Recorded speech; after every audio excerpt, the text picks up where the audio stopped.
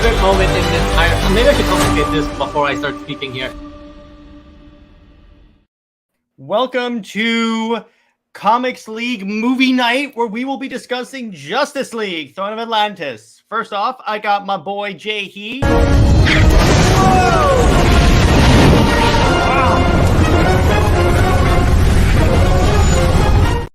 What's up, dude?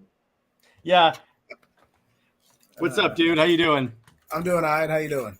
Doing pretty well. So today we're talking about, again, Throne of Atlantis, one of my favorite DCAMU movies for a lot of reasons. First off, let's say hi to everyone. What's up, Brown Destroyer? What's up, Lawrence? Oh boy, what's your very unpopular opinion? What's up, Sage? What's up, Daniel? What's up, Wombat? Kareem? What's up, everyone? So, all right. So this movie, so first I'm going to talk a little bit about the comic inspiration for this movie. It's really based upon two arcs. Justice League, the Throne of Atlantis from the New 52, and then basically the entire, Jeff Johns' Aquaman run, which both are fantastic. I highly recommend, if you haven't read Jeff Johns' Aquaman run. It's fantastic. What's up, David? Two fun facts before we get started. First of all, the original 7 did include Aquaman. He was just subbed out for Shazam for the sake of sequel bait. And because I get they wanted to have like a little bit more of a younger attitude on the team, because the Shazam story was a backup story for the Jeff Johns Justice League stories. True. So, I mean, you really could have just added Shazam and made it an original 8, but and just have Shazam part-timer because he's still a teenager, but you might as well put him on the Titans. Yeah, a little bit, because Superman was kind of nerfed. The comic nerfs the whole team except Aquaman because it's an Aquaman event. They have to do that. Yeah. Boring. And, jeez, Lord. Ooh. And the second fun fact, they condensed this into like a 1-minute short. Daniel's my boy right here, by the way. And by the way, Daniel, because of that, you get to have the clip played for you. Where is it? I should know automatically. Oh, here we go.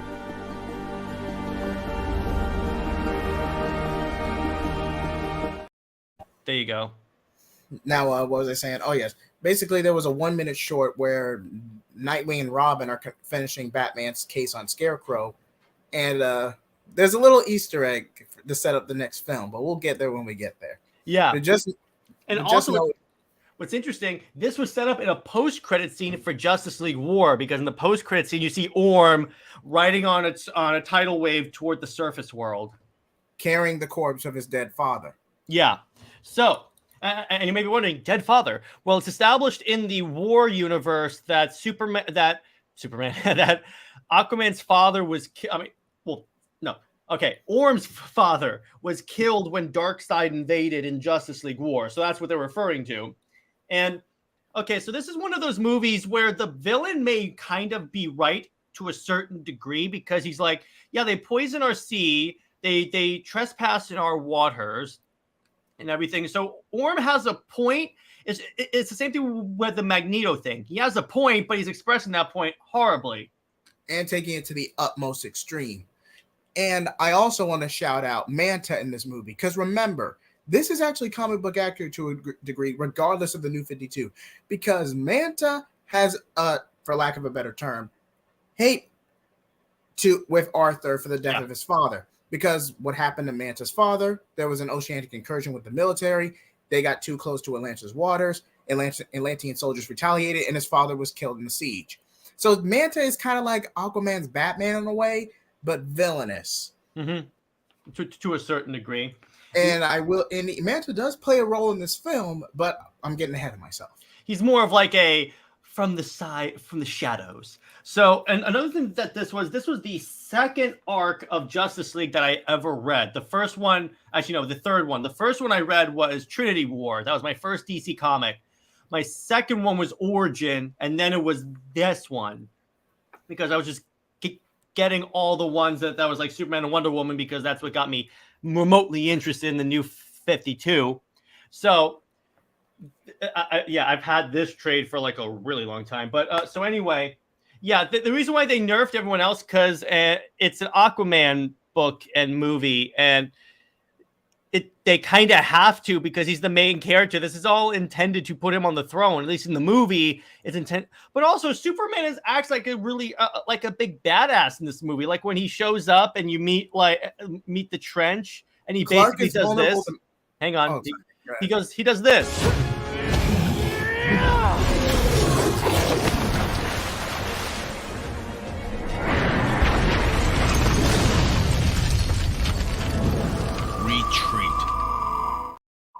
Yeah, he does that. That's a badass right there.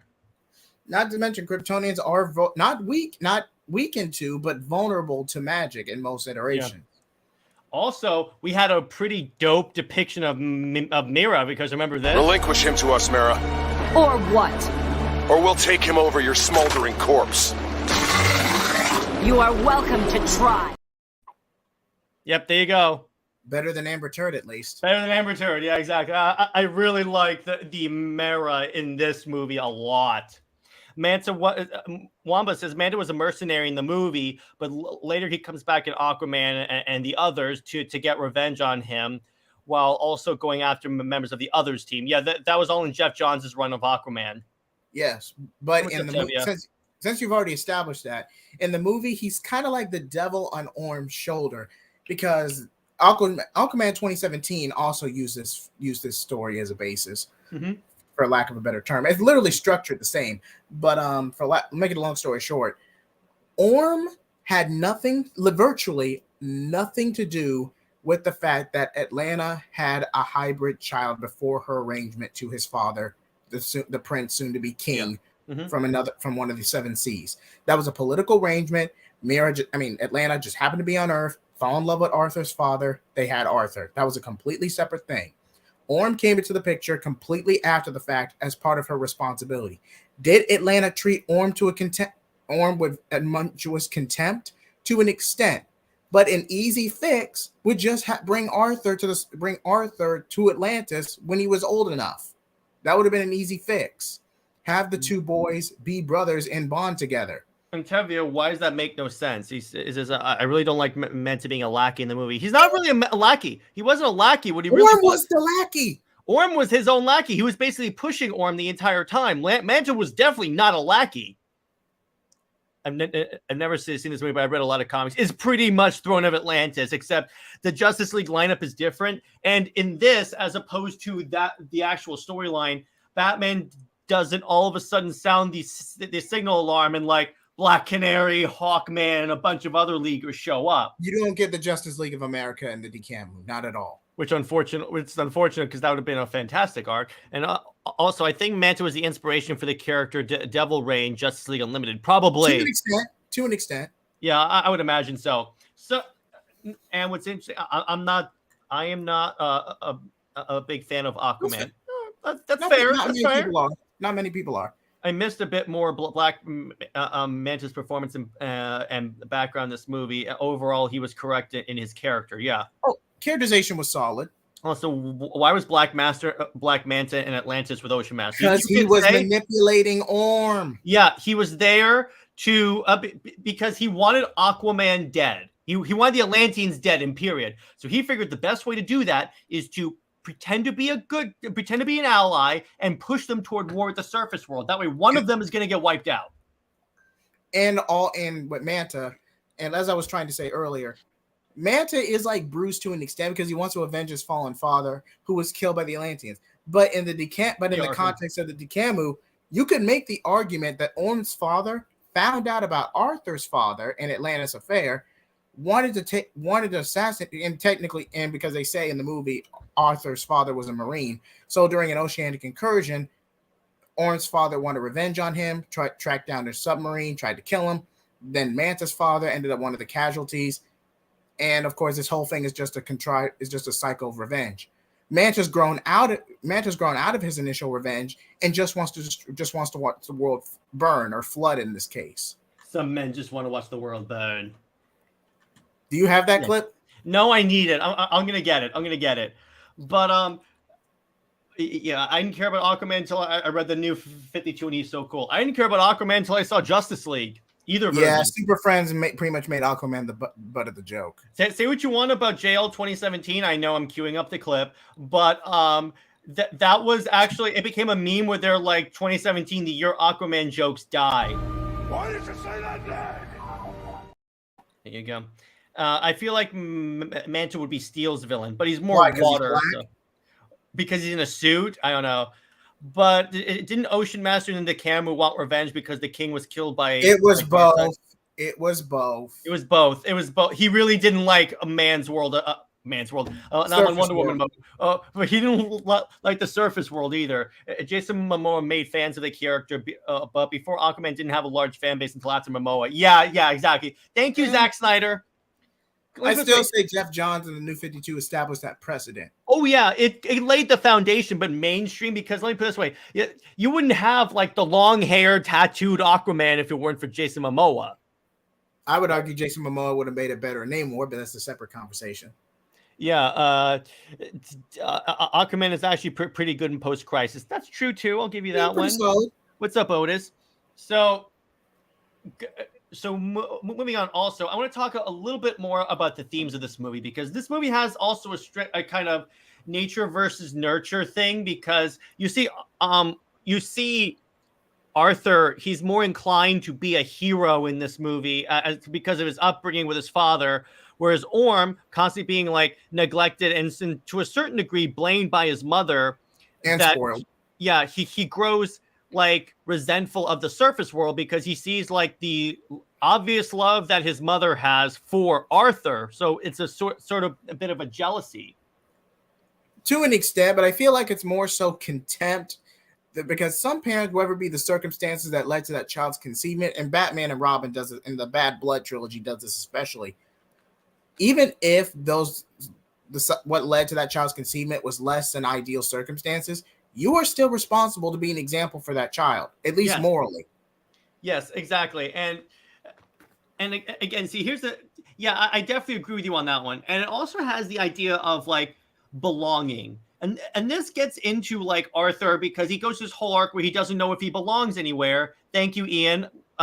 Me too. And actually, speaking of Ian, see, here's the other thing, though. But by the way, this had one inaccuracy. The SuperWonder kiss was not in this book. It was in the previous. It was the last issue of the previous arc called A Villain's Journey. Because at the last issue, that's when Steve Trevor is injured, put in the hospital because no one cares about him, and then Wonder Woman's at the Lincoln Memorial. So you really aren't going to let that go, are you? No, I'm just bringing up because I'm talking about also the comic inspirations and stuff.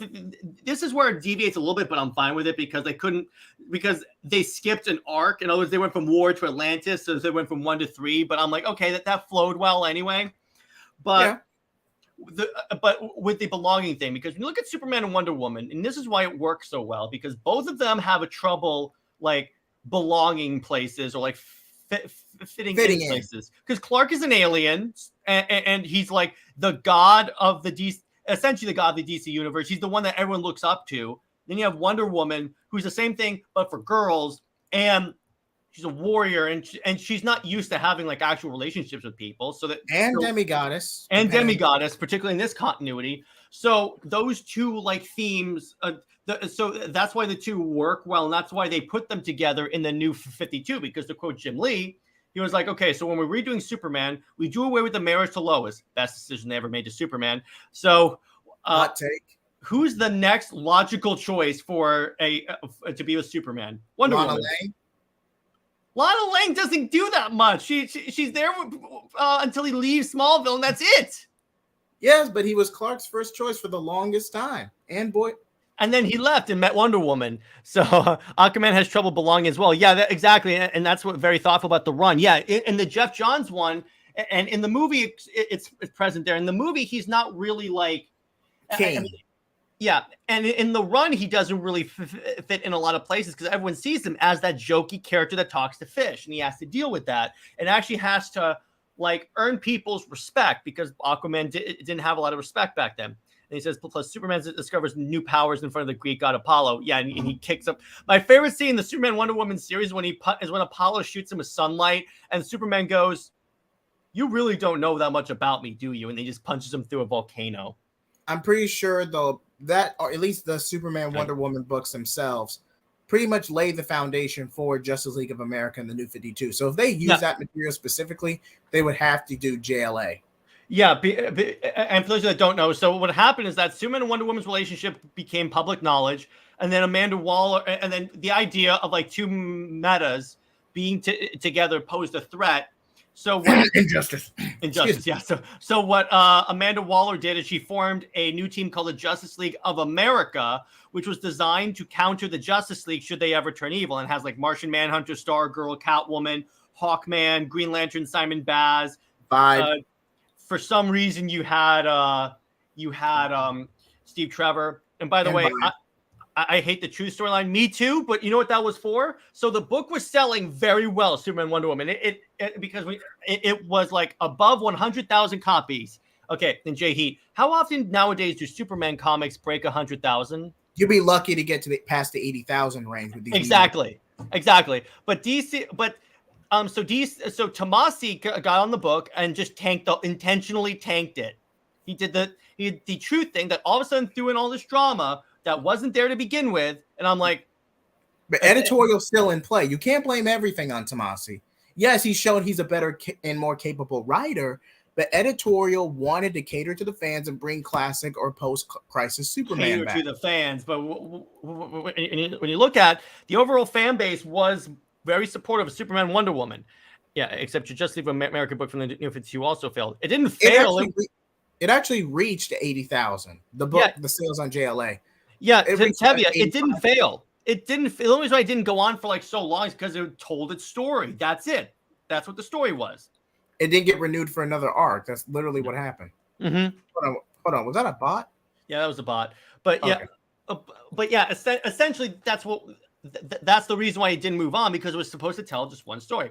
But anyway, that's why I think it worked well in the New 52, particularly when you have Superman who's unsure of himself and doesn't know what he's doing. But anyway, back to this movie. One of my favorite scenes is when the Justice League is assembling and Green Lantern, by the way, now played by Nathan Fillion, is trying to get this girl's phone number. He opens it and Flash runs by, writes down, "We need to meet outside right now." And then Hal Jordan goes, "I'm gonna gut you, Barry." Wait, was Carol actually referenced in this universe, or was think so? Or they just because you think they I'm not saying making her Star Sapphire, but at least reference her. They should, at least, because she was in the New 52. That's why. But they should have. I wish they gave Green Lantern his own movie. That would have been cool. Well, this was still around the time where you still have New 52 plus Ryan Reynolds' Green Lantern 2011 stigma. Mm-hmm. So they were playing it safe with that. But they also had like the Green Lantern animated show that did really well for that. Which it was later retconned and connected to Young Justice. So which is great. And by the way, Justice League New 52 landed Darkseid War, which is still my favorite DC storyline of all time. And Mera and Aquaman had an interesting dynamic in New 52. Yeah, with Mera and Aquaman in the New 52. And chemistry. Yeah. Didn't they... Was it in the New 52 JJheat that they retconned it that Mera was an assassin supposed to kill Aquaman and then she fell in love with him? Pretty much. You know, the whole enemy to lover storyline. I mean, enemy to lover trope. Excuse me. Yes. So the way it works, for those of you that don't know, is that Mera's from a prison colony called Zebel. And what happened was she was sent to kill Aquaman because he was the king at the time. He was already in power by that point. Already in power. But she ended up falling in love with him and deciding, I'm not going to kill him. It wouldn't be right. And actually, in the Jeff Johns run, she goes back and you meet King Darius, Dolph Lundgren from the movie, except as opposed to in the live action movie, he's her fiance. A little creepy. I was like, oh, Bat says. Wait a second. Didn't Justice League of America have Stargirl and Martian Manhunter? Yes, they did, which makes no sense because Stargirl is history with JSA. Well, no, Stargirl is a legacy character in relation to the JSA. Yeah, she's not. And also, here's the thing. In this universe, remember, there was no JSA. But if you are counting the Golden Age in JSA, there's Stripes, then there's Starman, and then there's Stargirl.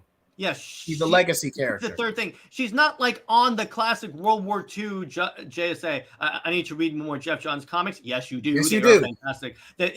Jeff Johns, that one writer, where short of Wonder Woman, he can do no wrong. He can, yeah. Wonder Woman is his Achilles heel, but other than that, he can write just about anybody consistently. Yeah. And do you think that this movie, when Clark and Anna was on the date, a girl from a different table looked like Wonder Woman, and Shazam looked? No, yeah, that was her. They used the same model for her from Young Justice. In the movie, it's random, but I know what they're doing. I thought that too. I was like, is that Cassie? No, they just reused her model. And I love Shazam. He walks in, dude. Are they on a date? And I also love how Lois Lane just comes in classic Lois Lane fashion, disrupts everything. I really don't like Lois Lane. All right, might as well get it out. Why don't you like Lois Lane? Because you've been hiding it. You've been hiding again because particularly the new 52, and to a certain degree in every continuity, she is a pain in the ass, and she is like a what's the term that you always used describing Captain Marvel? A Karen? Yeah, she is that. She's essentially the DC version of Captain Marvel in character. Okay, I will admit you do have a point there, but she talks as much crap as she does because she knows Superman's her she knows Clark, and she can superhero. Not in this time. Later on, we're gonna get to that. Yeah, but it's just she treats everyone like crap, and because it's, it's kind of funny because they want to put Superman only with a Lois Lane, they completely treat her now like Wonder Woman does not exist in the comics.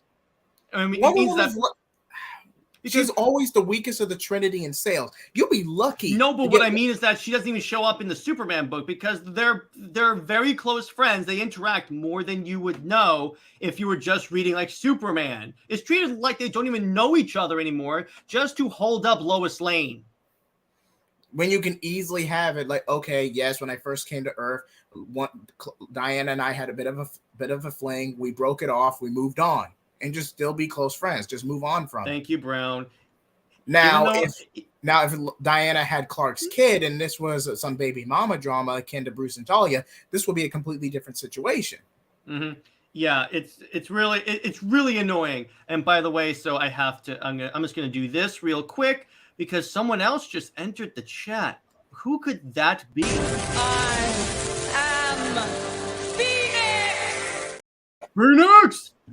Hey, what's up? How are you? Good, a little bit groggy. I fell asleep. Oh, okay, it's all good. So we're talking about Throne of Atlantis and why Lois Lane is a horrible character. Oh, you're playing with fire, boy. Yeah, and I'm not in this. I'm not getting canceled. Yeah, you know that. But Lois did hold her own when she and Clark got taken to Apocalypse, which makes no sense because she was wearing the Hellbat armor. But go on. Yeah, she needed the Hellbat, and there was this one point where without armor, she fought and defeated the female Furies. JJheat. Lois Lane. Lois is wearing the Hellbat armor. Does that mean Lois is confirmed? New record. Yeah, Lois Lane is a liability to Superman. She's a greedy journalist.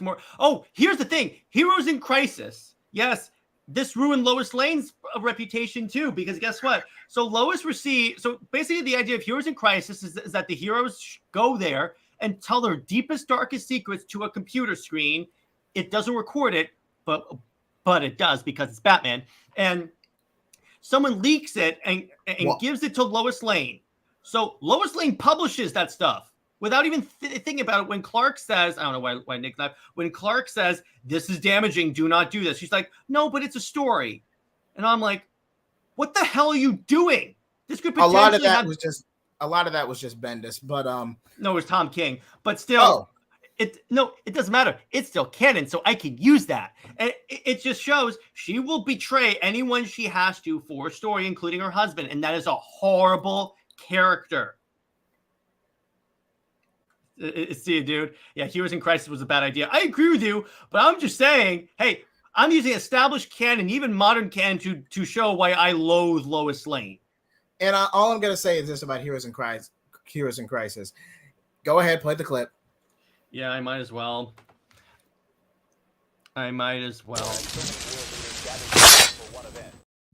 Okay, now that we've established that, That's a better But one. Tom King wanted to establish a very PTSD and trauma-centric story, and there's nothing wrong with that. It's just there's not a lot of heroes you can use that story with. Probably 5 off the top of my head, and even then, they're very obscure. Mm-hmm. You tell that type of story with. Who's Kate Bosworth? I even know who you're talking about, Laura. She was good, Lauren. She was good casting. Which movie was she Lois Lane in? I recognize her, but I can't remember the actual name. Hold on. I kind of like the Lois in Superman Returns.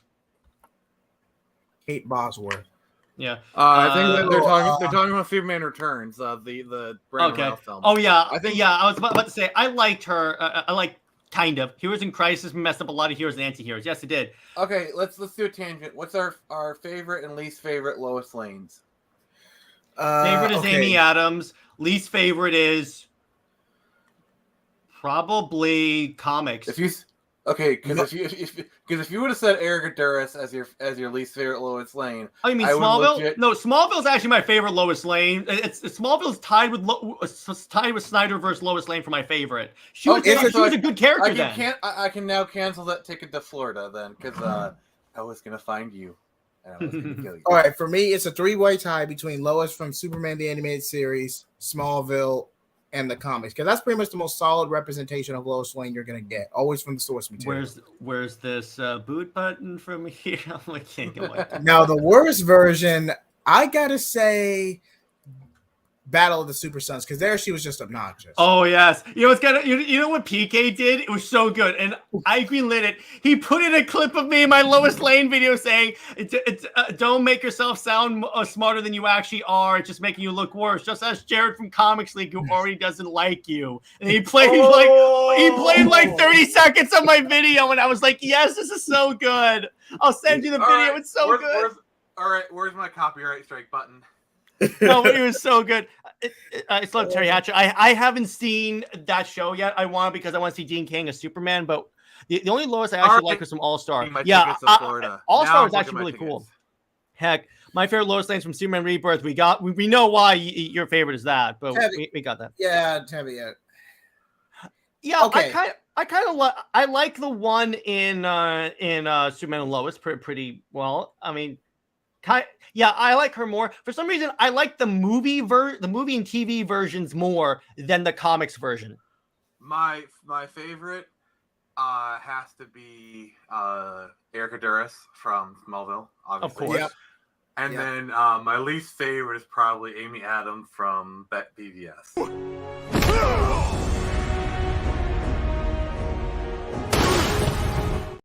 You've been waiting to use that one, haven't you? I have all these clips from the movies that I want to use. By the way, Nick, do you want to see a good depiction of Mara? Okay. Relinquish him to us, Mara, Or what? or we'll take him over your smoldering corpse. You are welcome to try. To be fair, it was a pretty low bar. Yeah. Well, no, but actually, this came out before Amber Heard was ever cast as Mara. Wow.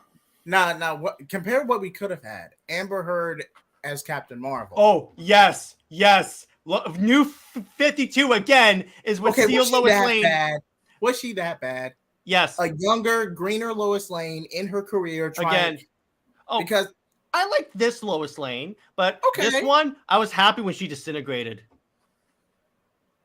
even in the DCAMU and Apocalypse War. DCAMU and Apocalypse War, actually, that was not that bad. The hypocrisy. That was okay. That was okay because no. You know what they did? That's when they started to they changed Lois Lane a little bit to make her less abrasive because she's always abrasive. So they changed her a little bit to make her more tolerable. That's why I have more of a tolerance for the animated Lois Lane than I do for the comics. Because the comics Lois Lane is a hardcore. I don't want to say the word on here because then I'll get because then I'll swear. But it depends on which version of the comics you're talking about. I'll put the word in here. Eminist. Here you go. She's a hardcore eminist. My favorite comic Lois Lane is the one in Injustice. You mean the one that died? By the way, I do need to amend my favorite Lois Lanes. I forgot about the greatest Lois Lane, and this is an objective fact. All other Lois Lanes pale in comparison. Get to the point. Margot Kidder. Yep. Okay, yeah, I'll agree with you on that one. She is the quintessential. Like, here we go. She's the quintessential live action Nick. Lois Lane. Wamba. I agree with you on this one. Yes. Yeah. Can we give him a My Man, please? Yeah, I will. And I haven't read Janet's directive. I want to. Oh yeah, that's the one that he's doing for Waller. That one looks really cool. And yes, Wamba, you may have this. Oh yeah, and Bendis. Also, Jared, remember, quick. The word you're looking for is female dog. That's what you're looking for. By the way, I got accused of being a misogynist on Twitter because I said that Wonder Woman was a better match for Lois Lane. I mean, for it's Superman. Twitter. What do you expect? Yeah, I know. It's Twitter, but anyway, and you had a different opinion. What do you look at this? Brian Bendis. Remember when he made Superman? When he made Lois Lane, by implication, have an affair with Lex Luthor? And the only way to clear that up was to park the Alex level BS. Yeah, well, it's kind of funny. So I was watching a Thinking Critical stream, and Doc was like, I was talking to my dad one day, and he read that issue, and he goes, "That Bendis guy is not well." Don't forget that Amy Adams, Lois Lane, she entered by force into Clark's private life just to uncover his secrets. Yeah, exactly, kind of. Wait. Oh yeah, she did. She was trying to get a scoop on it. Oh yeah, I remember that scene. But here's the thing: she was less abrasive. Again, I don't like the abrasive character of Lois Lane that she's a military brat, so she's naturally that way, at least to a degree. But when you grow up and move to the real world, when you leave that environment, in order to have friends, let me put it that way, or people that can stand you, or people that like reading your stories, you can't be abrasive. There's a reason why I'm not a big fan of the Superman Wonder Woman relationship and All-Star Batman and Robin, because Wonder Woman is an abrasive man-hater in that book. There is an Amazon's Attack jokes in there somewhere, but I'm not going to say it. Oh, yeah. Don't get me started on Amazon's Attack. Jeez. You know what? JJheat and I are going to cover that story one time and just rant. We'll be screaming into the microphone so Vlad will peak. So essentially, Nick, we were talking about the comic book origins of Throne of Atlantis and the themes, because with the themes of Aquaman, I think Aquaman and Arthur is kind of like, Aquaman and Ocean Master. It's kind of like Professor X and Magneto because let me put it this way. With Ocean Master, he has a point that like the surface world is destroying this planet. They pollute our waters. They invade us. They trespass. I always thought it was more Arthurian with like King Arthur and Mordred. Well, yeah. Or Thor and Loki. Mm-hmm. It was more akin to that. Well, I don't know. It's just because the Atlantis Trident is very clearly is very equivalent to Excalibur. It is it is the sword and the stone, and like the claiming the sword and the stone to become king. It's very clear that Arthur Curry is based off of the Arthurian legends. Except I'm not even using this as a way to bash it. I'm just using it as one comparison. So always thought of Ocean Master more as like a Mordred, and then Mira is like the Guinevere of this tale.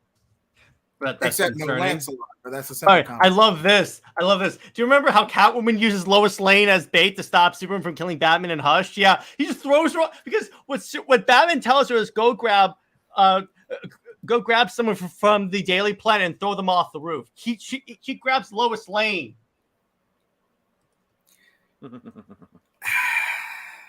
So many jokes I can make out of that, but we're trying to keep this PG. But it's so good. I love it. But we'll save Hush for a special case. That's going to be a rant. That's going to be a special one. You know what I'm going to do if I do it on who I'm not even going to touch Green Lantern. But the chemistry is there. It could work depending on the story. It's there.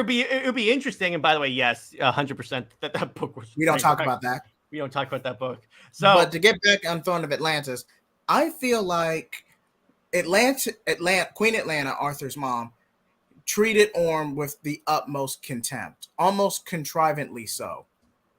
Because again, you're doing your duty to your people. You shouldn't take that resentment out on your child. What you should have done. Yeah, the movie fixed that. The movie did a good job fixing that part of the character, I think. Yeah. Yeah. Before, she seemed like 2017 mom. Aquaman 2017 did improve on that. But in the context of Throne of Atlantis, she literally rescues Arthur when he's about to drown because gills, his gills hadn't fully developed yet, so he can't really breathe underwater. So she literally goes out of his way to save him, kisses him on the forehead, and propels him back to the pier. When all you had to do was take him to Atlantis, was reach out to the coast, tell, okay, I'm borrowing Arthur for a bit, and then just bring him back in a couple of hours and have the two brothers bond. And Brown Destroyer has a good question. Do you guys think that Aquaman should have a secret identity like Thor with Donald Blake? That was such a golden age thing. I don't think so. I don't think Arthur needs a secret identity because he doesn't do a lot of hiding. He really doesn't. I think some characters will always have secret identity, like you always have the Bruce Wayne, Clark Kent of the world. But some characters, I think secret identities are forced upon them, like Thor, Aquaman. And honestly, I think Iron Man probably works better with it, like without a secret identity. Because come on, you really think Tony Stark is a freaking narcissist? You really think he'd hide the fact he was Iron Man? You really think he would put with someone that's as technologically savvy as him? You really think he would put his life in the hands of another person when he could just make a suit and do it himself? Yeah, but I love the end credit scene where Ocean Master gets a visit from Lex Luthor. It didn't go anywhere until Apocalypse War at the end. Ocean Master wasn't even in there in Apocalypse War. No, he was. He got torn in half. But that was Manta. Ocean Master. Okay, I got those two confused. But yeah, essentially, yeah, it's like voiceover by Steve Bloom, by the way, since they didn't have a confirmed Luthor voice yet. I like the ones who they had for the DCAMU. I thought he did good. Lois Lane also singing along with Steel without giving anything in return. I thought that this was cruel for Steel. Yeah. Well, okay, let's save that for Rain. We'll save that for Rain because that's a good movie. And then Aquaman, it doesn't need a secret identity. That would be weird. I agree with you. He's not a character that really needs it. It's not like Superman. I still think Wonder Woman does not need a secret identity. Okay, I was going to save this for Death of Superman, Go ahead. But how can we have Jon Stewart Green Lantern but no Shira Hall Hawkgirl? Am I the only one thinking this? I know. That's just a missed opportunity. I will say, depending on the type of Wonder Woman story you're doing, you could make a case for a Diana Prince, like kind of existing where it's like she wants to live in man's world as a normal person but still be Wonder Woman. This is you pretty much have to construct your whole Wonder Woman story around that concept of Wonder Woman wanting to live fully in man's world while still helping them out. And that case, the Diana Prince identity is work with it, but in every other scenario, it just doesn't make sense. Well, they did a storyline, and I talked about this and what storylines or like ideas I think they should use in the DCU. Where so after Wonder Woman killed Maxwell Lord, she was being like hunted by the government.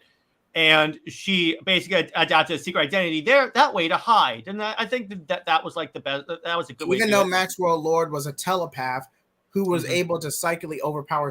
I don't think the League had any telepath contingencies at the time. No, but he was actually able to control Superman for a brief period in time. In a scenario like that was pure self-defense. And by the way, I mean, to be fair, outside of Martian Manhunter, the League almost never has any psychics on their team. True. And here's the thing, though.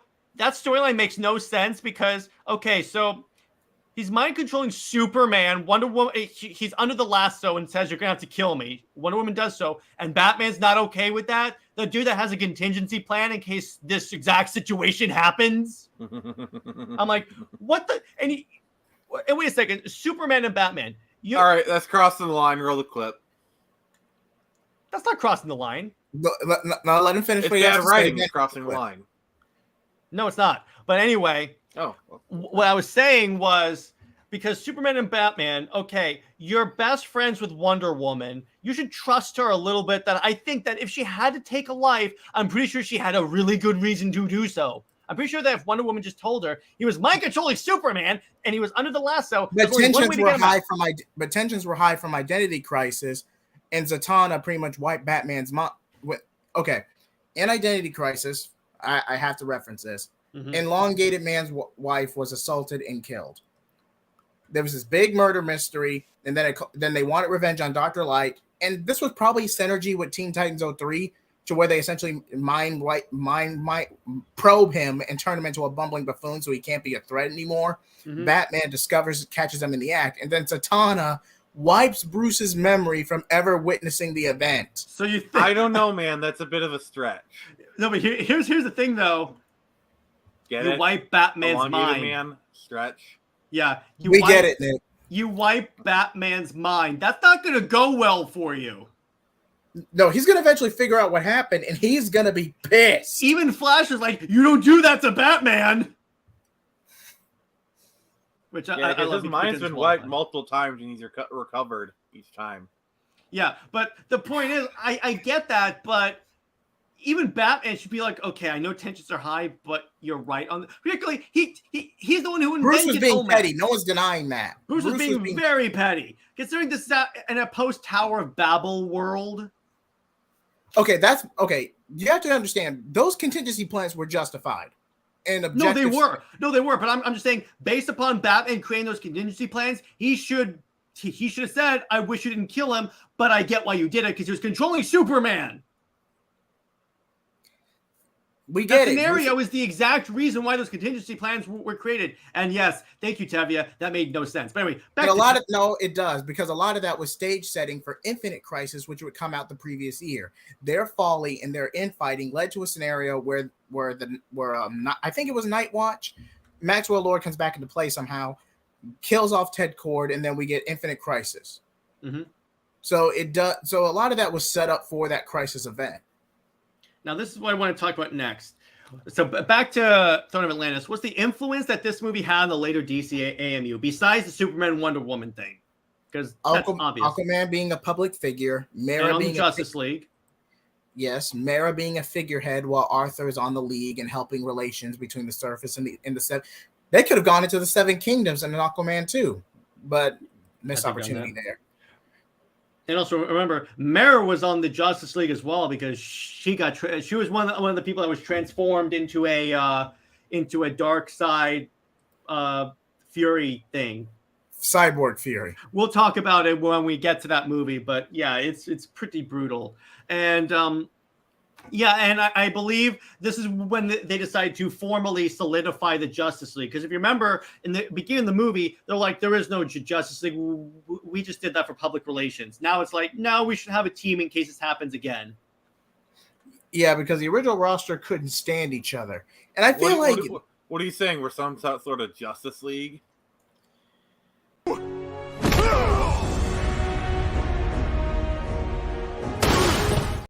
Two on the nose, Nick. Sorry, can I say I love the soundtrack of this movie so much? Oh, it was a very solid soundtrack. That's why this movie is like my favorite DCAMU movie for that reason. By the way, Nick, here's a good Superman movie.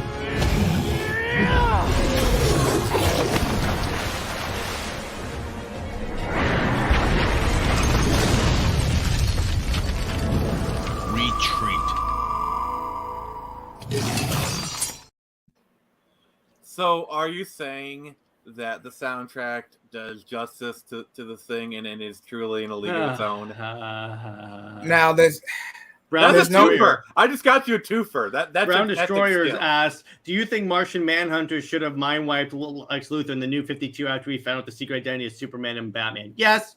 It would have been wrong to do so, but yes. Yeah, because when you have the identities of Superman, because now he has leverage over the Justice League, and that's how he gets on. And he says, yeah, Lex Luthor, Legion of Doom didn't really go anywhere because Ocean Master never showed up in other movies. It's true. They did. They got a brief cameo in Justice League versus Teen Titans, but Orm wasn't on that roster. No, it was just him. I believe it was Atomic Skull. I believe, or no, I think it was Atomic Skull came later. I think it was like Bane or Grundy. I'm pretty sure it was Bane, and then it went to Cheetah, Toy Man. Yeah, and Toy Man, and yeah. I don't know what that is, but Weather Wizard. Yeah, Weather Wizard. That's such an interesting character. But so let's see. All right. So so you basically have the firm establishment of the Justice League, the Superman, Wonder Woman stuff, Aquaman essentially being a hero now, and the King of Atlantis. Which I agree with JJheat. They never really did anything with that because I would have liked to hear more about how that's going on. I just feel like with Damian Wayne being the breakout character of this series and the whole Batman and Son being a bigger presence, that took more of a priority in the larger series of films. Then it branches off into Teen Titans. Then Damian continues his character arc and Judas Contract, and then you backtrack to Superman, and everyone else just got left out of the ether. We'll address this point when we get to like Death of Superman, but that always annoyed me because it can't off screen. This happens, and I'm like,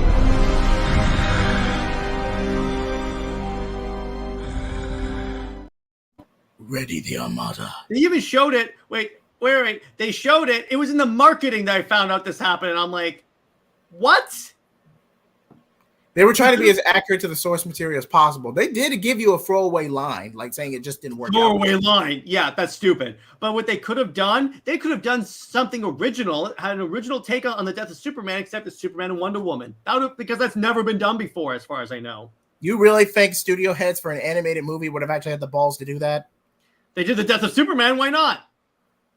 You're talking about a sales boost to a drastic and arguably bastardization of the story.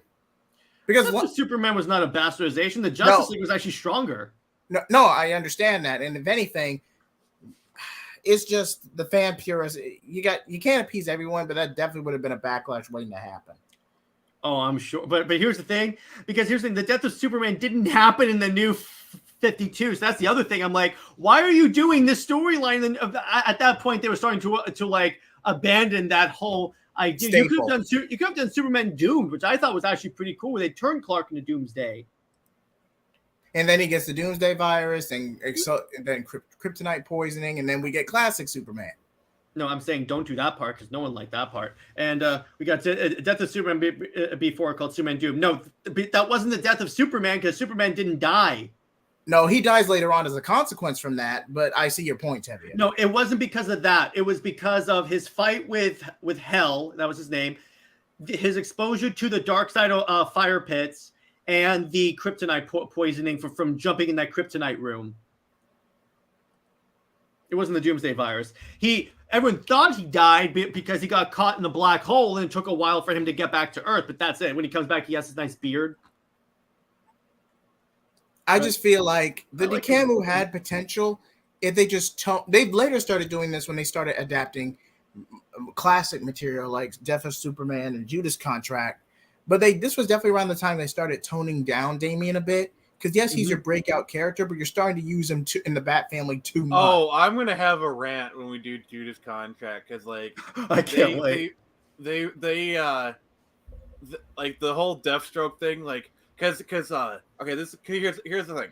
I'll tell you what. Go ahead. No. Let him say it. The problem is Damian was never part of it, and like thing is they tied it into his interaction with Deathstroke beforehand, and Damian was never the focal point of Judas Contract.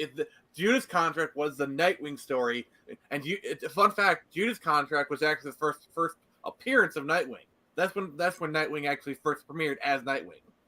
Mm-hmm. Yes, it was a debut of the persona. And I understand that this should have been a Nightwing story. Damian shouldn't have been there. But if you're going to establish a continuity, there were only two ways you could have done it. Actively throw Damian under the bus at the tail end of the second act, which is what they did. Or two, have Damian serve his original punishment and be benched off the team and then have him be a stand-in for Jericho where Nightwing and Robin team up to confront Blood and Deathstroke in the final battle. Well, so having him be the stand-in for Jericho just makes even more problems. Because Jericho is the son of Slade, and Jericho has his own kind of unique skill set, which helps out the story. Because remember, and Jericho was in the scene. Jericho was there in the chasm with Brother Blood, even to the point that we got a teaser for a potential Teen Titans 3 that never went anywhere. So Jericho was technically in the movie. Damian would just be a stand-in for Jericho for that one specific scene and the final battle itself. So outside of those 2 points, Damian would only be a stand-in for Jericho to a very minute degree. This is going to be a hot take, but I think Young Justice probably handled Judas Contract the best. I agree. Because of one, and this is one simple thing that elevates it above Teen Titans. Because Teen Titans 3 is like a close second. Is one simple thing: Geoforce. The fact that they actually included Geoforce, which is that's Tara's brother. And the whole wider aspect, I think that elevates their depiction of Judas Contract above anything else. True. And although we did get the subversion of Brion going up, first of all, it was capital murder and he was incepted to do so. But not By even the way, the worst was Arrow Season 4. Arrow Season 4 is the Oh, worst God. adaptation of Judas Contract. Oh, You God. know, Wait, that was Judas Contract? Prometheus. Yeah, because Artemis, which, Artemis. Oh, was, yeah. I know what you're talking about, Nick. Oh, By the way, God. Titans had a pretty decent adaptation of Judas Contract. What wrote Ravager? Which Yeah, with Ravager, essentially. Jason and Ravager have been shipped before on multiple occasions. So that was pretty solid. Love of the hardcore Superman fans are to them the only version of Superman. Yeah. And as the Golden Age and Silver Age, Superman wait until Superman Legacy. Can the character's ideals work? It depends, because I know that James Gunn is probably going to start adapting some modern stuff too. He's not going to make a full Silver Age and Golden Age. You can't do that. Just you wait till James Gunn makes Superwonder canon. Jared is going to be James Gunn's biggest fan. If he does that and licenses the Snyderverse to Netflix, I'm James Gunn all the way, baby. No, all he has to do is make I can see it now. James Gunn is the best director ever. His smarts farts smell like flowers. As soon as that happens, I'll live stream and you'll just see this coming from my house.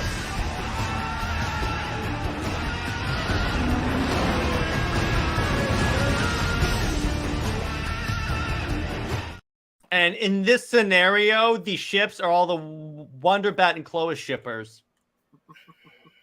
Well, I'm going down with that ship. Oh boy, hot take.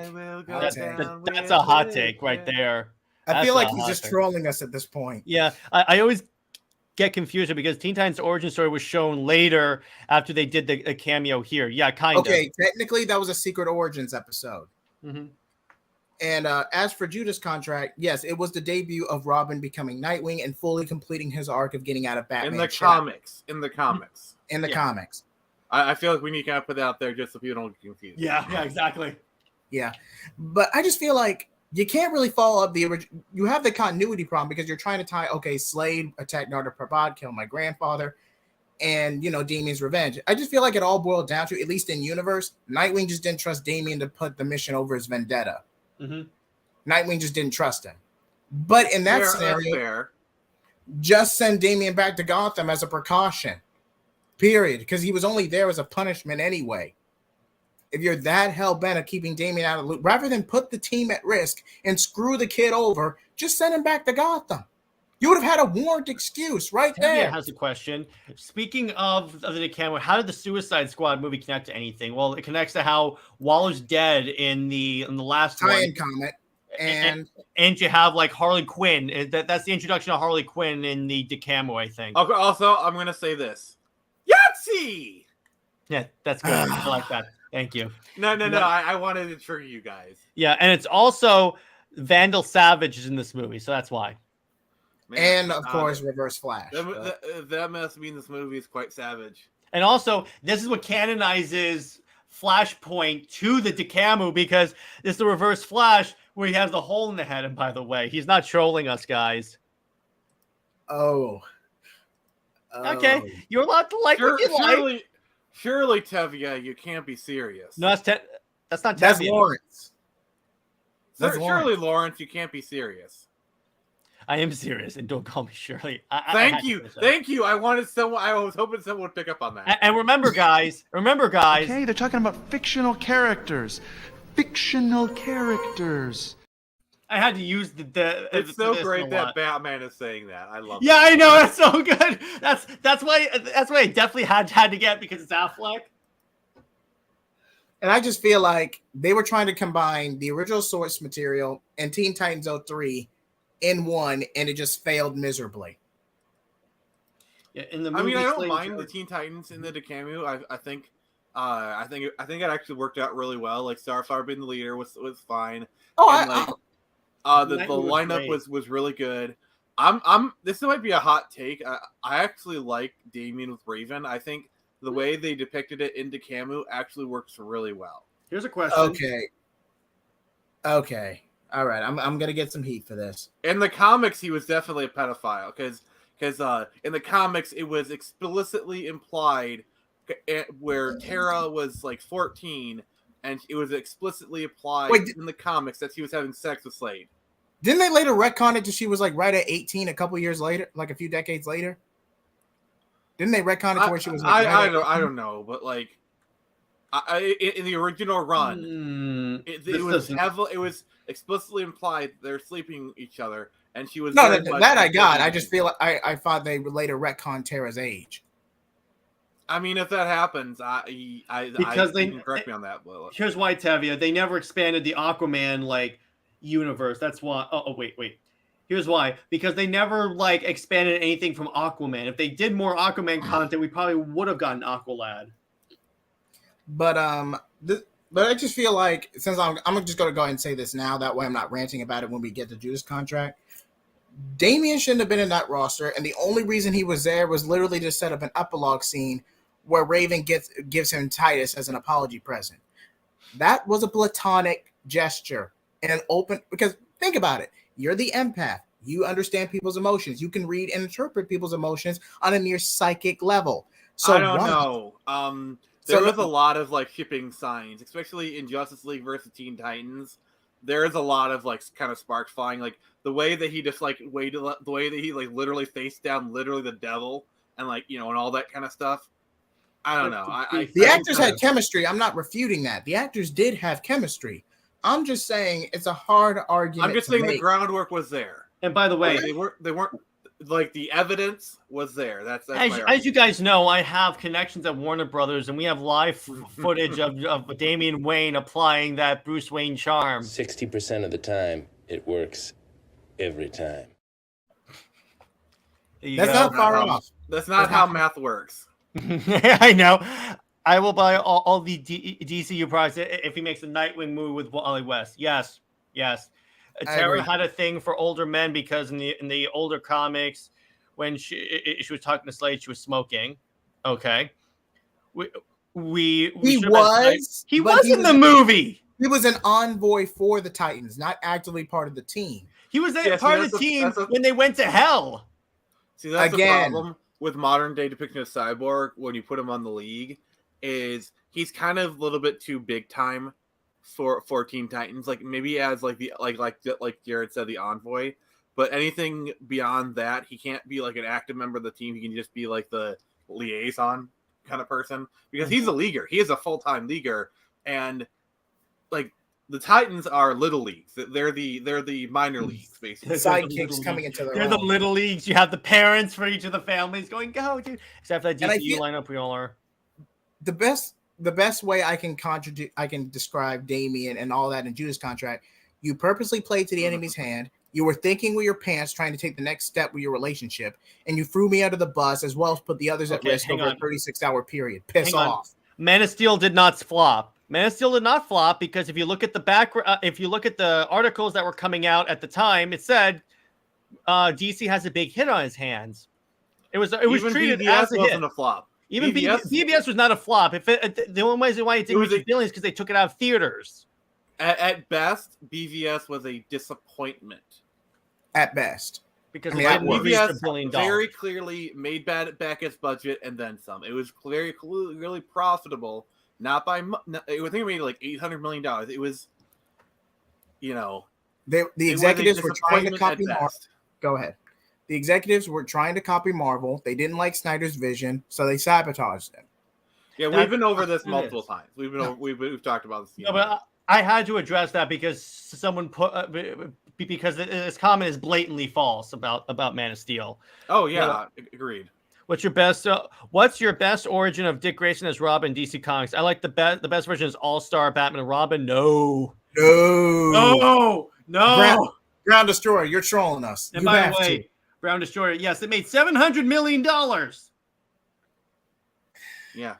So anyway, my favorite is probably just the classic one where like he's Circus. It's the classic. Yes, yeah, exactly. Circus. And Tabby was talking about Judas Contract. Cyborg was important to Judas Contract storyline in the original lineup. Well, he wasn't in the original lineup. And Blue Beetle. No. I'm going to actually defend Heavy here. I think what he's referring to is a Marv Wolfman run of Teen Titans where it where Judas Contract was originally published.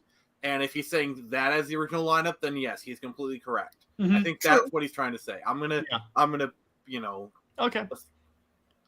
as long as you do a bit of marking this time, I think again it didn't flop, but okay, All-Star Batman and Robin was a failure. Yes, exactly. That flopped. That flopped. Obviously. Wasn't that more of a failure because like the artist doing it, like the because Jim Lee is notorious for books getting delayed. Okay, and Michael Newman, I just want to let you know that if you look at the articles from the time Man of Steel came out, it's saying they have a hit on their hands. That movie made enough that they shouldn't have just sabotaged it. It was just a bunch of Superman purists that said this is not Superman, even though they weren't reading the comics at the time. That's what it was. That's what came up with this made up narrative. Even though I don't necessarily agree with what I'm about to say, yeah, I do think there is some merit to the argument when Jared says Superman fans are stuck in the Christopher Reeve days. Like they want, they keep wanting that version of the character. Like that's what they say they want. But the problem is they got it when it came to Superman Returns, which was very much a Christopher Reeve throwback, and the fact that it went back to the whole continuity. And that film did okay. So it's one of those things where like they say what they want, but they don't really show up for it. But Superman Returns was more of a generational clash. Because after the movie that shall not be made, and then 20 years pass on top of that, there was a bit of polarization there. That was more of a generational gap. Man of Steel was just blatant nostalgia. And I don't appreciate you calling people weird. That's not like that's uncalled for. Okay. Again, actually, this is what I'm talking about. If we're going to talk about Man of Steel, I actually feel like it was rather innovative. Like Man of Steel was nowhere near as dark as people get. Like, well, here's the thing. Effectively, we can agree on that. Yeah, like, read post-crisis Superman. That's what Man of Steel was. But Man of Steel was darker in tone than what we're used to, but it was by no means dark and gritty. It had a very hopeful twinge to it. It had more of a grease and grime, but it was by no means dark. BVS was objectively a dark movie, even because it's Batman. It's a Batman movie. No, what I'm saying is even in BVS's depiction of Superman is objectively dark. That is a true statement. Well, he was bringing up BVS just to say none of Snyder's movies flopped, because you guys are all of a sudden saying, okay, so Man of Steel flopped, this flopped. He's saying, no, they didn't. What he was establishing is that there was a trend that all these movies were making their money back. That's why he brought up BVS. It wasn't the trend that like all this like the movies were actually starting to make more and more money. Yes, and by the way, even Suicide Squad, the studio version, made almost $1 billion. Just want to let you know that. Suicide Squad won an Oscar, by the way. Yeah, won an Oscar. It is one of the music production. Suicide Squad is one of the few comic movies to win an Oscar. I don't think any Marvel like MCU movie has an Oscar. Mm-hmm.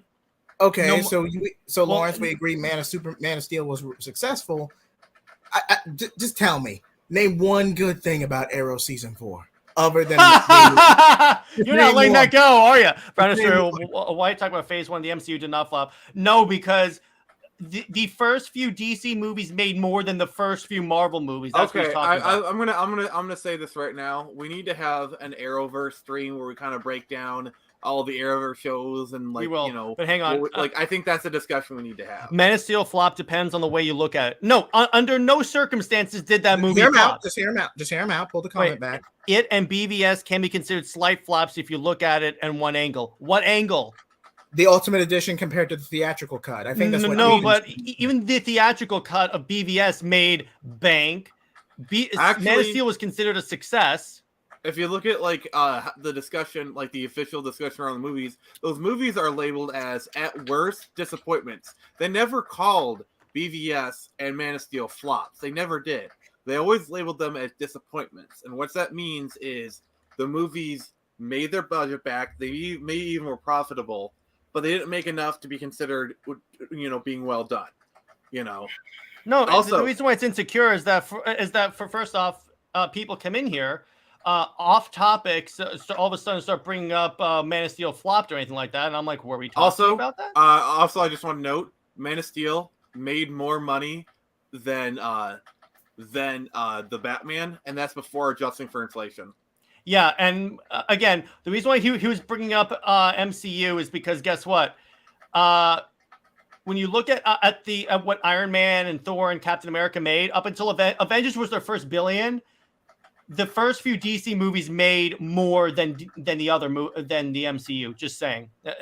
Name calling is the first sign of defeat. Yeah, you have no argument if you're calling someone names. I'm sorry. Can you go back to Tevi's most recent comment, 733?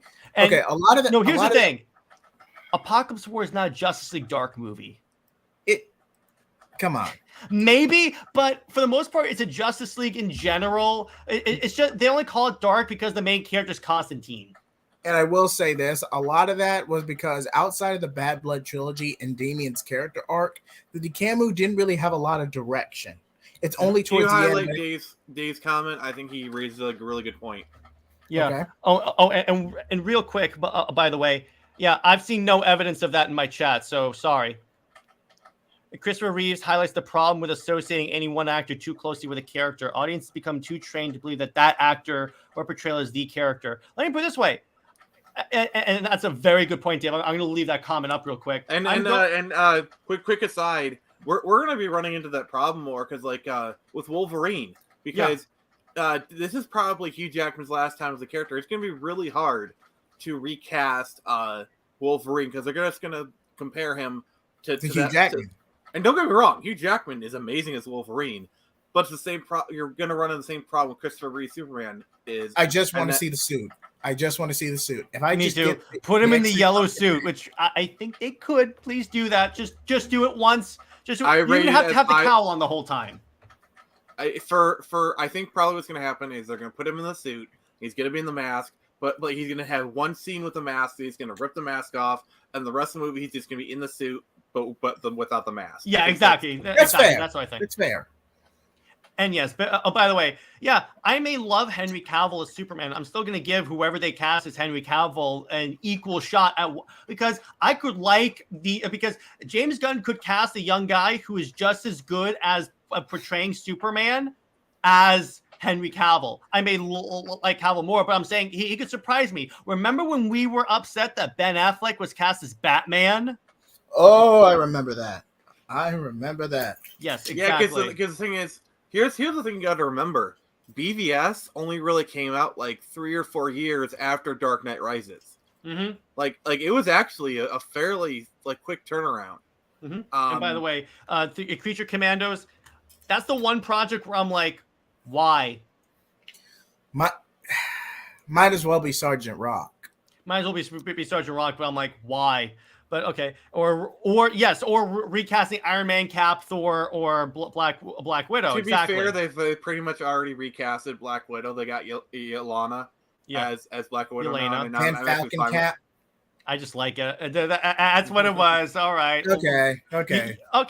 That's fair enough. And as we always say on this channel, you're allowed to like what you like. It's okay if you're wrong, but you're allowed to like what you like. To be fair, the actor for Damien Dark is actually really like that guy. So, and he voiced Damian Wayne in the first Injustice game. Oh, here we go. Hardcore Robin fans are pissed off because James Gunn is starting with Damian instead of Dick Grayson. Because here's the thing. When you think of Dick Grayson, most modern audience think of Nightwing and not Robin anymore. Also, James Gunn very clearly said Bat Family. I think he made a point of saying the rest of the Bat Family. So there was no Bat Family when Dick Grayson was Robin. There was just Batman and Robin. So it's very clear we're going to get Nightwing, probably some version of Batgirl, and then maybe Oracle, maybe Tim Drake. Depends. Or if James Gunn is going in order and he makes Batman old enough that it makes sense that he would have all these Robins, they'll reference him and maybe he'll show up. But I think that the main Robin will. I don't think they'll have multiple Robins at once because that'll be confusing for the audience. Okay, here's a question. Here's an idea. What if they put Tim as Red Robin on the Titans? Ooh, yes. That could work. That could work. What if when he shows up in this Batman movie, he mentions oh hey, I just got back from San Francisco, the Titans, whatever. They basically mention that he's with the Titans. Dave the Impaler says, I was more excited for Creature Commandos before I saw it was animated, but I'm still looking forward to it.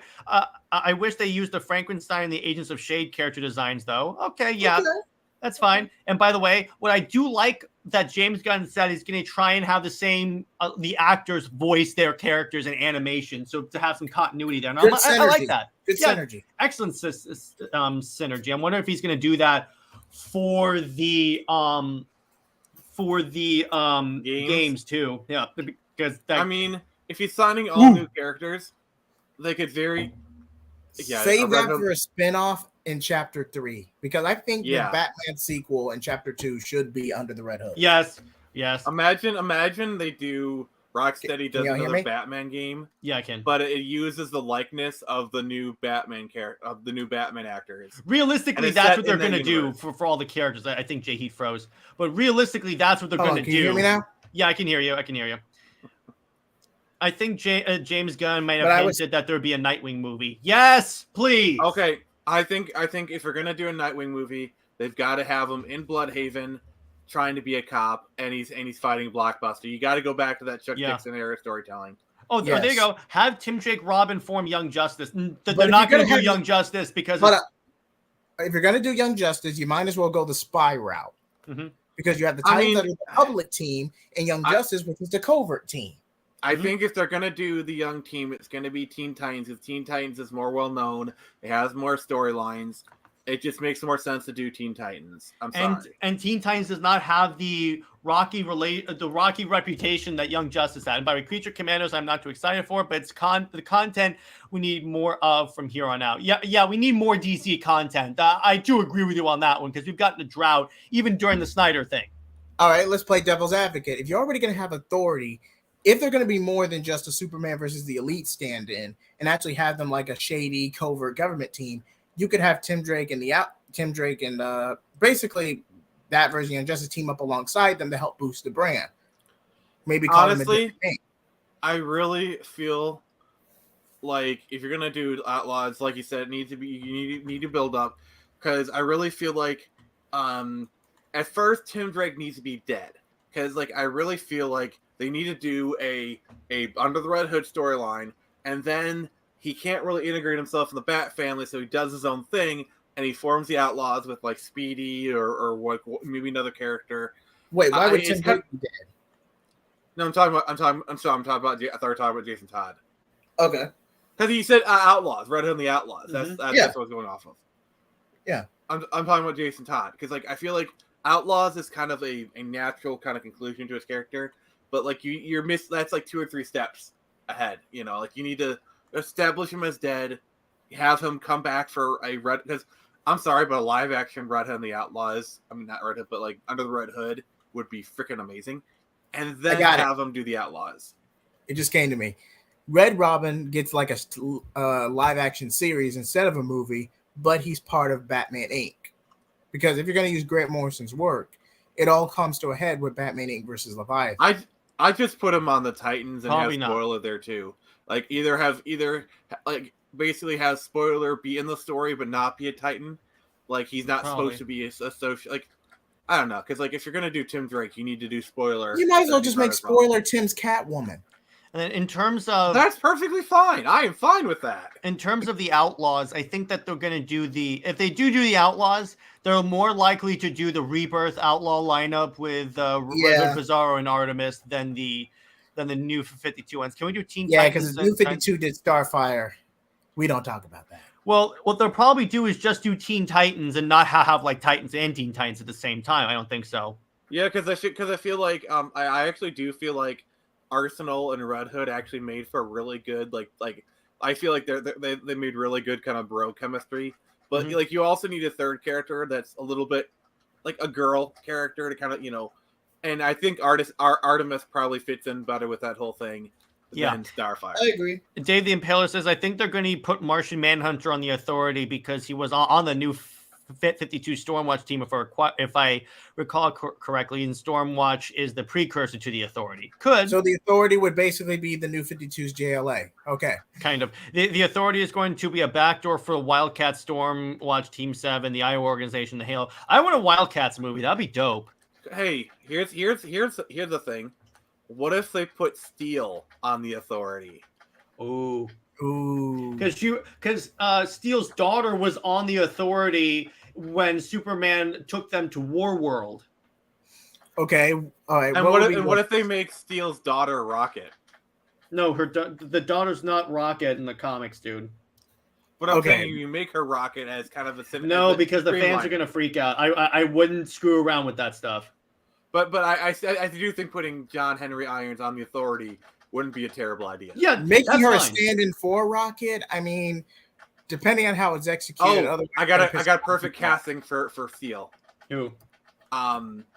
If it's Shaquille O'Neal, I swear we're gonna boot you if you say that. Terry Crews. Okay, that actually works really well. I'm sorry, but like Terry Crews, he's a big guy. Or Tyrese Gibson. He's got the acting chops. Tyrese Gibson. No, too far. Tyrese Gibson would not be able to pull that off. Come on. Question. Speaking of the camera, that reminds me, how come Connor was introduced? We never got to see a continuation of his story. Because after Reign of Superman, they went straight to Apocalypse. They went straight to Ascension to Apocalypse War after Wonder Woman just ended the universe. That's why. My picks for Steel are either Michael B. Jordan or Terry Crews. Yes, either of those is excellent. Though Michael B. Jordan, he's such a good actor, I would rather he play Icon. And JHeat, did you have anything to say about Tevia's comment here? If we did get more with Connor, it would just be their version of the Super Sons with Damian Connor. With Damian seeing a little bit of himself in Connor with how arrogant he is. But a lot of that is just Connor being half Luthor.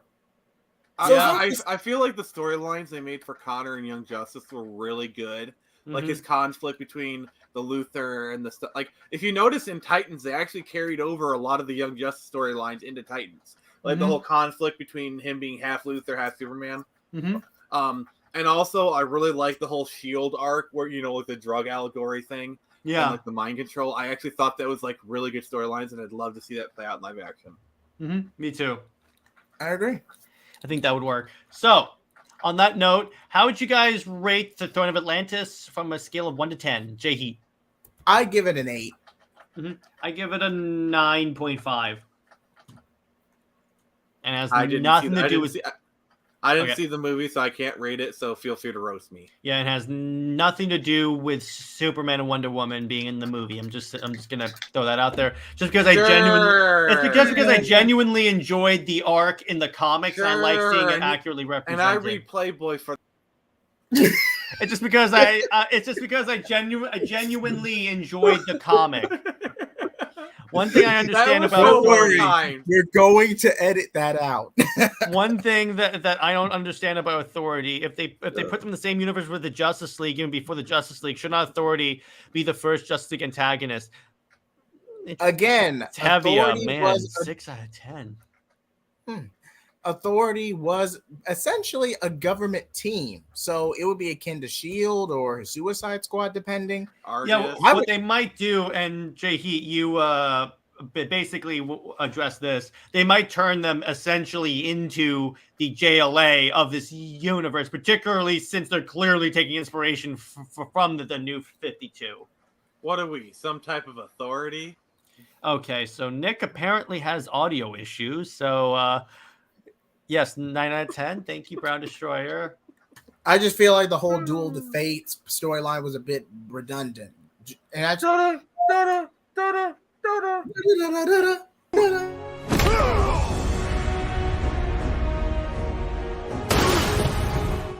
I'm keeping that clip. Jared, you are having fun tonight. I also got this one. Is this the king you want, Atlanteans? A coward who lies to you. You need a light to guide you in the dark. Can I say one thing? I love the voice actor for Arthur. Great. Yeah, good choice. Good casting choice. Particularly since these are all younger people. Maybe the Justice League will appear first in Superman Legacy. Would they put would they do that? That's an idea. That's an interesting idea. Pretty brazen, pretty bold though. That would be interesting because that would be the best way to show that this universe is not like at the beginning. We're not doing origin stories. We'll just say the Justice League exists. That would be interesting. Oh, okay. So Tevia explains 6 out of 10 because some plot points were never finished and Black Manta was wasted. Black Manta was not wasted. I disagree with that one, but I do agree with this one that some plot points were never finished. Yes. Do they involve Superman and Wonder Woman's on-screen breakup? No. It's like Lex Luthor going to recruit Ocean Master, which we never saw again. And Manta being on the run for almost 7 years. Yeah, exactly. But the Authority were anti-heroes who work for the government. Yeah, exactly. So yeah, pretty much their version of the New 52 JLA. Well, let's talk about this. Again, do you guys think that they would just, in the Superman movie, establish the Justice League like they exist?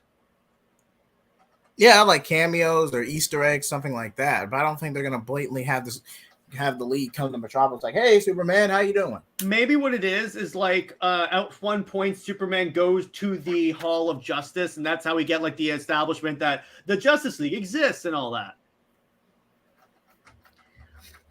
I think this movie was able to create a real dangerous threat when Atlantis attacked Earth, kind of like in the comics. I want the Titans show so bad in the DCU that it can make it a TV series. No, do not. No. Titans, no. The Titans is dead. I like the show, but it's dead, and we got to move on. And Lawrence, they can't do that because they already have a Batman in that universe. A horrible choice for Bruce Wayne. Yeah, it's played by Jorah Mormont, so we're all good. Who would have made a great Alfred? He would have made a great outfit, but I hate him as Bruce Wayne. He's stupid. How sad is it that these animated movies were almost completely overshadowed by the live-action movies, and they were like 10 times better? Poor marketing. That's pretty much been part of the course for like the past 20 years. Ever since they started doing these animated movies, they've always been like so much better than what we got in the live action. And by the way, Tevia, you've earned this clip. The bat is dead. Bury it. Consider this mercy. Thank you, Tevia, for queuing me up on that so well. And it was definitely better than Justice League War, but not quite as good as Dark or Teen Titans or Apocalypse War. Yeah, and all those were better. Dark Apocalypse War, actually, I may have to say, is my favorite DCAMU movie. Just because you have the scene where Superman just beats the crap out of Darkseid, which I want to see in live action. Hint, hint. So you're saying that Superman unleashed a dark side of his own? Okay, again, I don't know what's going on with Nick. We keep losing connection to him. I don't get it. I just don't understand. It's like it's really odd. Jared, you are a terrible actor, but GD, do I love you? Oh, Moses, smell the roses. Oh, JJheat, puny god. I need that clip. I'll get that for the next stream. So, before we log off, I want to. I saw. I loved how we saw Darkseid versus Trigon in that movie. Yes, we'll talk about that when we get there. But yeah, that was like the most badass animated Justice League movie I think of all time. Apocalypse War was really awesome because they had Darkseid technically win. Yeah, technically when you think about it. I would compare it more to Days of Future Past than Infinity War. Yeah, kind of. It was more of that, except they didn't go back in time to stop it. They just were in the universe as that happened. So you're saying it was inevitable? Mm-hmm. Going from the fan class. I missed conversation about these movies, or I'll start doing this. No, you missed it. We just got done talking about Throne of Atlantis. So each week, the way this works is each week at about 6 p.m. on Saturdays. We just did it on Sunday today because I couldn't do it yesterday. We're going to talk about a superhero movie, and we alternate every week where each week we pick a movie to watch. So next week, is it your turn, Jared, or is it mine? It's Teladia's. Remember, he picked the Superman Doomed movie. Oh, okay. Not quite as good as Justice League Doom, New Frontier, and Christ on. Wait, you said Superman Doomed or Superman Doomsday? Whichever one has Superman die and then come back. That's multiple movies. Oh god. Oh god. That's okay. What We're gonna have a talk with Teladia, and it may or may not be that movie. Because if it's a movie in the DCAMU, I don't think we should be like skipping ahead that far. But there is like the Doomsday movie from like 2005, 2006. So it's maybe whatever this is, but it may be something else. We will announce it. Yeah. Oh, yeah. There's Doom and Doomsday. Yeah. You know what, Nick? I do agree with you a little bit. If there's a Death of Superman movie in the DCAMU, we shouldn't talk about another Death of Superman movie. I agree with you on that one. We'll override. To be fair, if he picks the Superman Doomsday movie from 2000, I think it was 2005, 2006, 7. That one's not in the DCAMU. I think and I think that one would be fair game. I think that it's just awful. It's just bad. To be fair, it literally was one of the first ones they did. So I think it might have been the first one. Oh, that one. I remember that one. Superman Doomsday. Yeah, that was the bad one. Doomed was the storyline in the New 52 when Superman became Doomsday. Okay, yeah. So yeah, we'll talk with Teladia. He'll probably pick something else, something non-animated, hopefully. In Constantine House of Mysteries. Yes, we're gonna talk about Constantine House of Mysteries when we get to after Apocalypse War. Yeah, we're doing the DCAMU stuff in order. So yeah, so the way it actually works is that my picks are all the DCAMU movies, and we alternate every week. It's one of the co-hosts pick. It's Teladia's. We'll talk to him about changing it, but for the most part, we're going to be talking about a superhero thing. And don't forget that the other ones are based on, in the JL show universe, and then there was the Flashpoint storyline too. Yeah, we did Flashpoint at the very beginning of this one.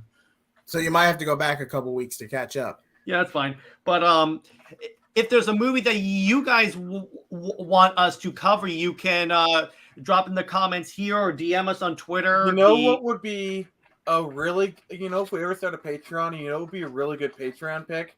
Like basically at a certain tier, they get to we get like the voter pick, or if you go high enough, you actually get to pick a movie for movie night. Yeah, but I'm seriously considering starting a Patreon and doing that, like, to encourage more fan participation. So absolutely do that. Oh, Justice League Doom. Okay, Doom is Tower of Babel. That's what that is. Okay. Doom I have no problem doing because there is no Tower of Babel movie in the DCAMU. Stay tuned for next time on Movie Night. Yeah, stay tuned for next time. I'll tell you what, we'll announce on the community tab for Comics League what the next movie is when we solidify it a little bit, but it'll come out. Please cover Superman versus the Elite and Batman Superman Apocalypse. Actually, here's the thing, Nick. Covering Superman versus the Elite now, because that's pretty much the authority, that actually is a good idea. We can talk about it. We can talk about it. For search engine optimization. Oh, I got one. How about Jesse Crest on Two Earths? Yeah, any of those. We definitely have to cover Batman, Superman, Apocalypse to cover Batman intimidating Darkseid and going about the Hell Spores. And Evil Kara. Yes. Do you believe DC Underground will allow these animated films to continue as Elseworlds? Yes, because he said so as much. He said so as much that they're going to do tied in animated content, but they'll also do Elseworlds, which is why Snyderverse Elseworlds even as animated, it's totally fine there. Constantine movie. I haven't ever seen Constantine. It was on CWC. We'll cover it eventually. I can guarantee you we will cover that. I think that's one of those movies that we should cover around October because that's like a really good like Halloween-y kind of movie. So I would suggest saving that till this October. Like we do like a Halloween, like all month we do like Halloween-based movies. The Morbius Spectacular. Morbius. We'll cover Morbius for that. Hopefully. Oh, Public Enemies. That's a good one. That's one of the few Jeff Loeb good stories that I really enjoyed. Also, this might be a little bit too early, but we're doing something special for March. Jared, can we talk about it? Sure. Sure. Let me put it to you this way. It involves a red pill.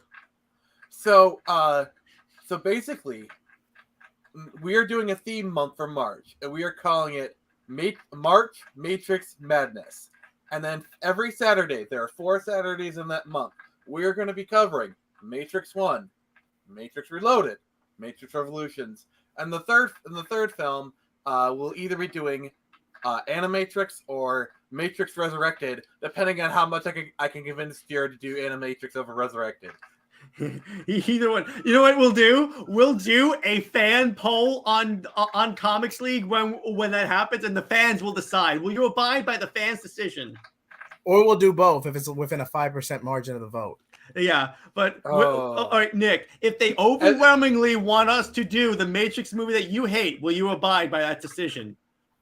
If the fans speak, I will listen. That's gonna be great, and I'm gonna. I'm not gonna. You don't have to like it, but accept it. And that's Yeah. So if you guys speak, I will listen. By the way, it doesn't have to be. To those of you that are giving us movie suggestions, great. It doesn't have to be also Marvel and DC. We could cover Hellboy, Bloodshot, any Spawn even. You cover the Spawn movie. Please recommend Spawn. Blank Man? Can we do Blank Man?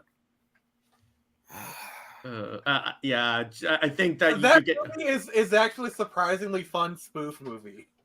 Yeah, we may you know, I might as well watch the superhero movie with Dragonfly. That's a funny movie. I love that one. All right, JJheat, if you want, you can already tell me right now when your next pick is Spawn. Yeah, Spawn. All right, his will be Spawn. Nick, what's your next pick going to be? So it has to be superhero movie related. It can be live action or animated. And it doesn't have to be Marvel or DC. It can be Marvel or DC, but we've covered Watchmen. We haven't covered the director's cut. We covered that on Snyder Saturday. I was thinking about suggesting Into the Spider-Verse, but I kind of want to do something a little bit more obscure. Oh, okay. We're doing Mystery Men. Can I get that on streaming? It's a superhero movie. I have to see. I could get it on Pluto, I guess. It's either that or Sky High. It's either we're doing that or Sky High. I'd rather do Sky High, but let me see what the. Oh yeah, I'd rather do Sky High, honestly. Mystery Men is actually a surprisingly good film. All right, I'll tell you what. Wasn't it a Ghostbusters parody? No, it was a superhero parody. All right, so I'm gonna do this. 1999. I'm gonna do this. Which of those movies do you guys want to see us cover more? Sky High or Mystery Men? I mean, they're gonna say Sky High because that one's more recent. I don't know. We'll see. I'm trying to think of let me go over to my DVD shelf and kind of. Oh boy, Nick's is going to his collection. At least we're not making you watch Resurrection for April Fools.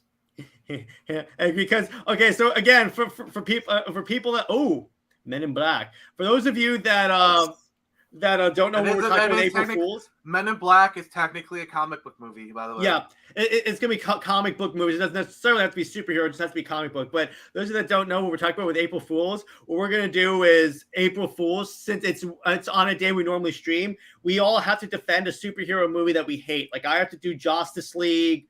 JJheat, which one are you doing? I honestly don't remember. That's convenient. That's convenient. Nick has to defend Captain Marvel and act like it's the best Marvel movie of all time, on par with Endgame. How dare you? All right. Okay. We'll assign a new movie to JJheat because he can't remember. I'm thinking. Well, first off, why did you say that name? Yeah. Whoa. This is gonna be my pick for movie night. What is that? Master Rider. Oh, okay, we can try that. This is a adaptation of Kamen Rider. It did actually get a U.S. release. It's a bit, you might have to order the DVD off of Amazon. It's actually not that expensive, or Sail the High Seas. It's a Japanese superhero thing but it's an origin movie. It's dark. It's Japanese only, so you have to watch it subbed. Okay. What do you guys think? I was a big fan of Kamen Rider, so this one bothered me one bit. Can I get on YouTube? Oh, okay. No. Dave got my pick. We're watching The Rocketeer. All right, I'm good with that. That's my pick. It's going to be The Rocketeer. Oh. Okay, here's what you have to do, JJheat. You have to defend this movie.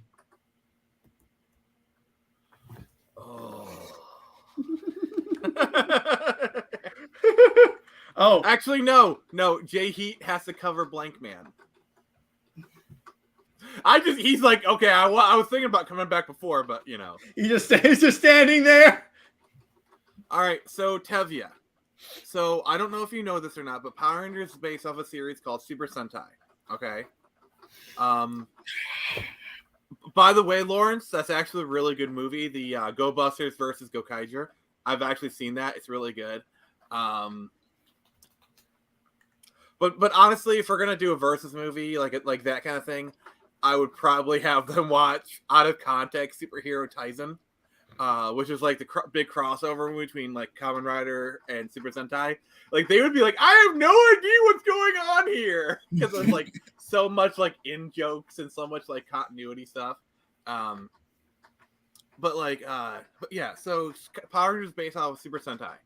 By the way, you know, like Sky High won. Well, we'd have to do a poll, you know. But I think Sky High would win anyway.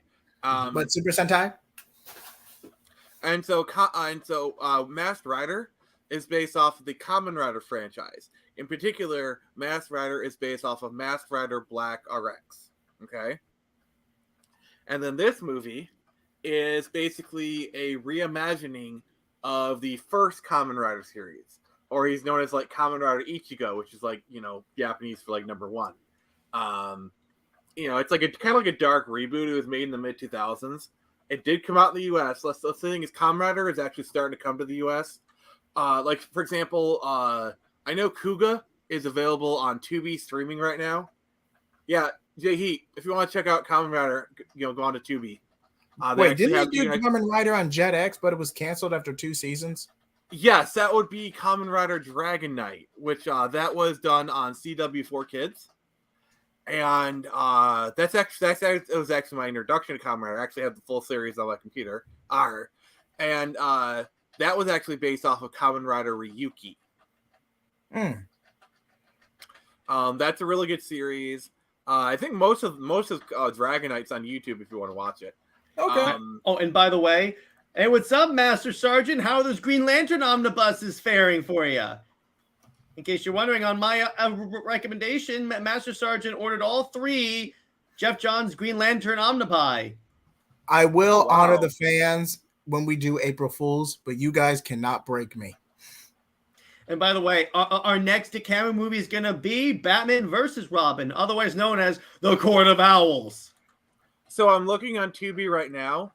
They have Kuga, which is from 2000, Ryuki, which is the basis for Dragon Knight. They have the movie Heisei Generations Forever, which is more recent. They have Kamen Rider 01, which came out 2019. And then they have the 01 movie. They have Hurricaneer, which was Ninja Storm, the basis for Ninja Storm. Oh, Ninja Storm, Ranger form. Yeah, so if you want to watch like the they have O-Ranger, which is Zeo. Let's see here. Oh, they have Zero. Oh yeah, they have most of the Sentai. Z-Ranger, which is Mighty Morphin. Master Sergeant, I'll answer them. Car Ranger, which is Turbo. Cocker Ranger, which is Alien Rangers. Time Rangers, Time Force. Die Ranger, MMPR Season 2. Ginga Man, which is Lost Galaxy. Mega Ranger, which is in space. And then Go-Go 5, which is Lightspeed Rescue. So yeah, if you go on Tubi, they have pretty much a lot of this stuff. JJheat, you got some homework to do. All right, that's a little more than some homework to do, but Jared, though, seriously though, I probably will.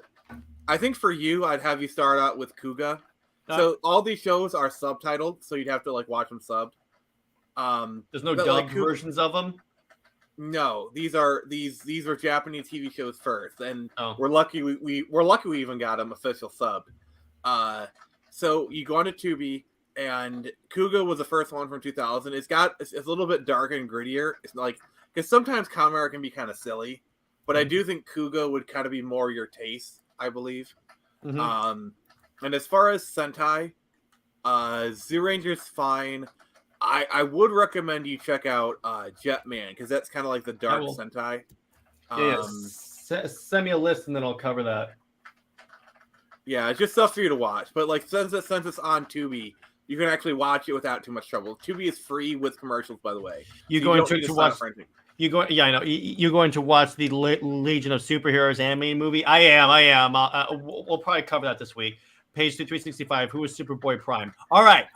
Superboy Prime. All right, what you have to You don't know about Superboy Prime? All right. Literal mascot of toxic nostalgia? Okay, so what happens? I mean, he's literally the character that wins every versus fight. Like, whenever you do Superman versus anything, just bust out Superboy Prime, bam, you win. So what you have to understand about Superboy Prime, he's from our Earth. In other words, he's from an Earth where the adventures of the Justice League and what have you are on are like in comic books. Now what happens is, but on his Earth, Krypton explodes, but essentially what happens is that a comet passes by Earth and it gives him the powers of Superman. Now the difference is, he doesn't have the weakness to kryptonite, or he's Superman before he had any weaknesses. So that's why he like destroys everyone. Basically, Golden Age Superman, but dark, teenage, and flies. And angsty. And flies. Yeah. He is like he is one of the he's one of the most overpowered characters in comics. And yes, he is supposed to be the stand-in for toxic fans, because he's the dude that shows up in Infinite Crisis and goes, "You guys are too dark. You're supposed to be this way. That's not how you're supposed to act." Almost reminds me of the anti-Snyder people. Oh, ironic. It literally is that when you think about it, right? Ironic. You need to get that clip. You could save others from death, but not himself. Not ironic. Guy.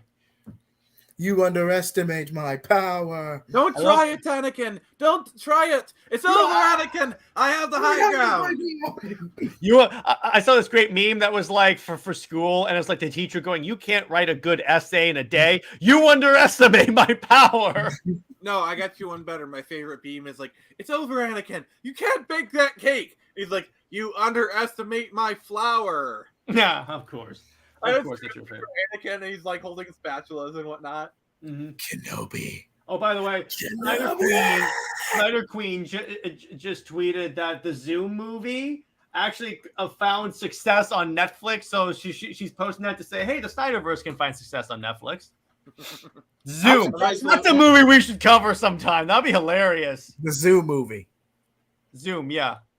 Oh, Jet Li's Black Mass. No, I haven't yet. We can cover that sometime. But yeah, and by the way, Master Sergeant, if you have any more questions, absolutely go ahead and email me or like follow me on social media, and I will be happy to answer your questions. And we have plenty of content on Green Lanterns, but if you want to come on the show and talk about it, we'll be more than happy to. And Lawrence asked Nick, have you seen Osama Sentai King Ogre teaser? Oh, wait. And yes, it is the multiverse thing. Is that a Toei production, or is that related to Kamen Rider ZO? It sounds like it. I'm not sure. I think it's similar to Kamen Rider ZO. Yeah. So the way the multiverse works, Master, it is he comes from another Earth than regular Superboy. He comes from Earth Prime. So it's Earth Prime, Earth Zero. Earth Zero is like the main Earth that we read about, and then all the other Earths. Earth Prime is when there's no superheroes, and when you're just reading comic books. That's what it is. Oh, and a lot of DC Showcase shorts are really good. That's true. I love the Green Arrow one. My favorite is the Sandman one with like death in the painting. Mm-hmm. That is a really sad one, but it's really good. Yeah, we can cover that. So it's on YouTube. It's amazing. Holy cow, that's confusing. Yeah, I know. What I should do is just do a live stream where I just answer people's questions about comics, and we can just go into like Jeff Johns' Green Lantern and everything like that. But I'm down. I need to do my homework on the New 52. Yeah, it's actually really good. It's actually really good. What we might do for fun is we could do like a stream where essentially it's an open panel, except bear in mind, oh, by the way, so is this Green Lantern on the... No, it's taking place in Earth Zero. It's just what happened is that during Crisis on Infinite Earths, the Prime Earth was destroyed, and that's why Superboy Prime is now in the superhero universe. And brought back Jason Todd. Because what happens is that he was stuck in a paradise dimension, and he literally punched the walls of reality, so it sent out ripples. But the stupid part is that it only brought back Jason Todd. It didn't bring back like all these different characters, just Jason Todd.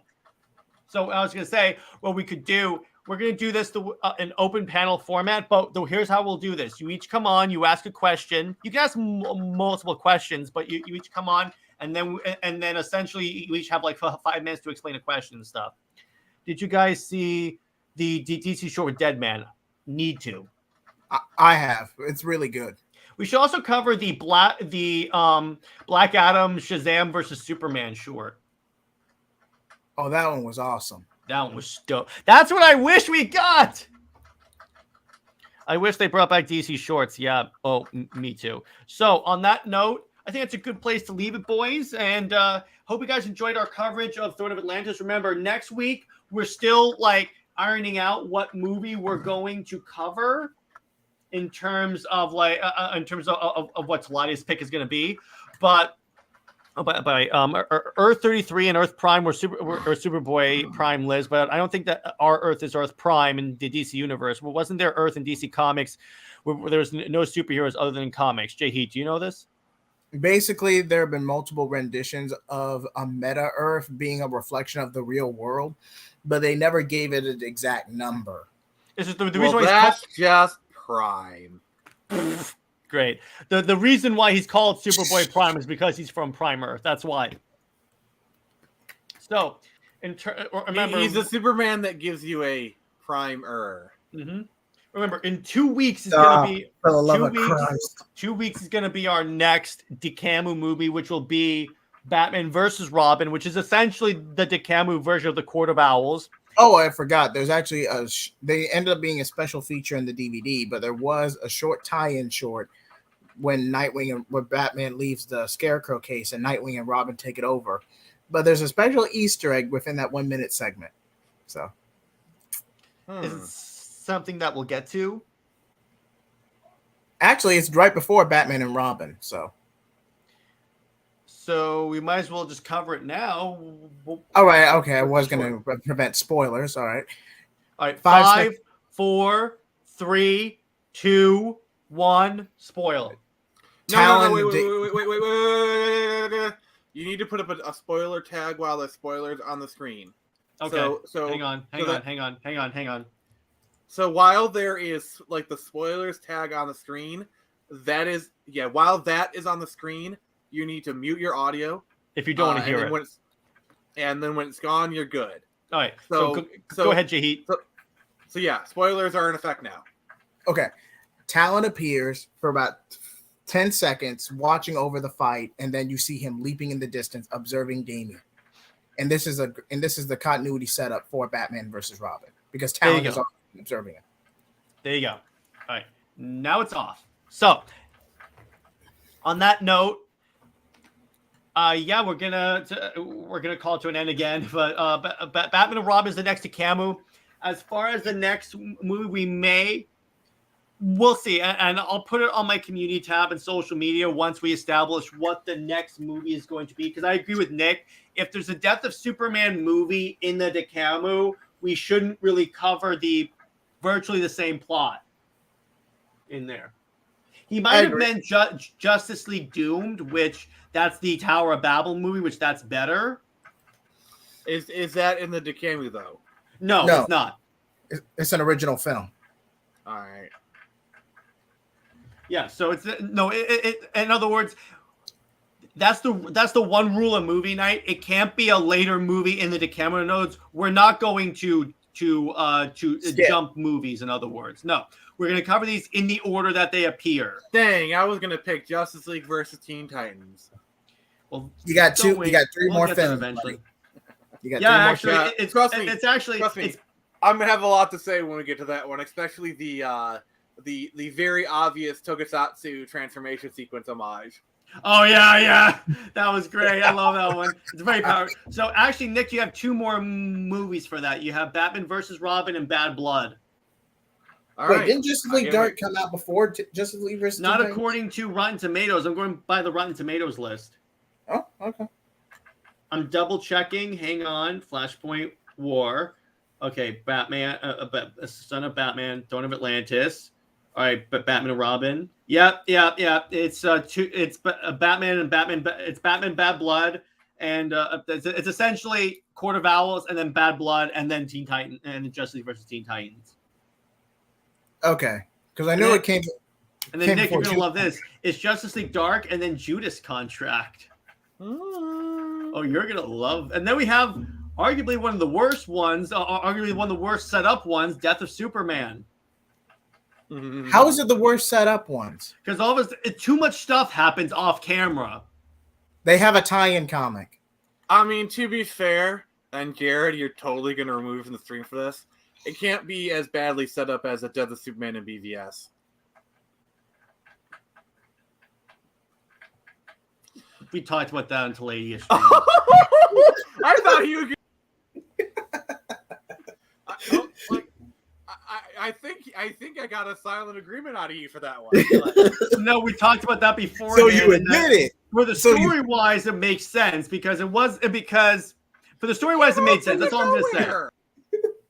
That's all I'm gonna say. The story wise, it makes sense. And we lost contact with Nick again. I don't know what's going on, Nick. Your internet sucks. You're coming in broken and stupid. Or maybe you just don't like what I have to say. Oh, that's a component of it. Trust me. Oh, this is a blessing in disguise because we actually could have gotten Amy Adams Lois playing Rebound like right after this film. So.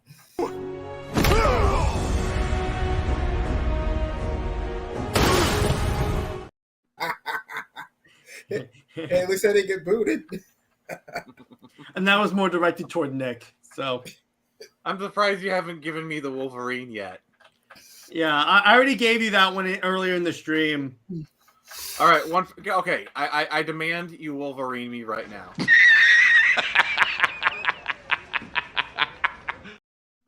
That could have been serious. Better. I am. I'll tell you what. I'll do you one better.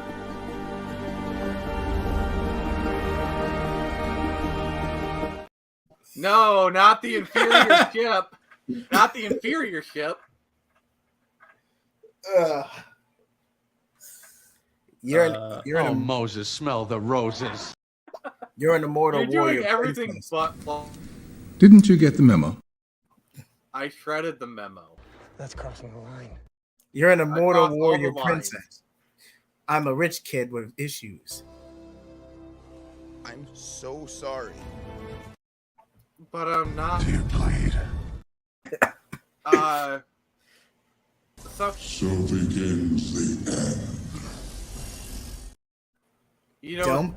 Oh gosh, yes. Yes, Jared. Wonder Bat is canon.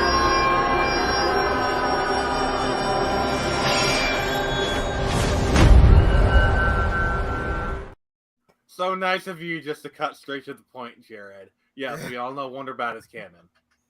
Are you not entertained? Are you not entertained?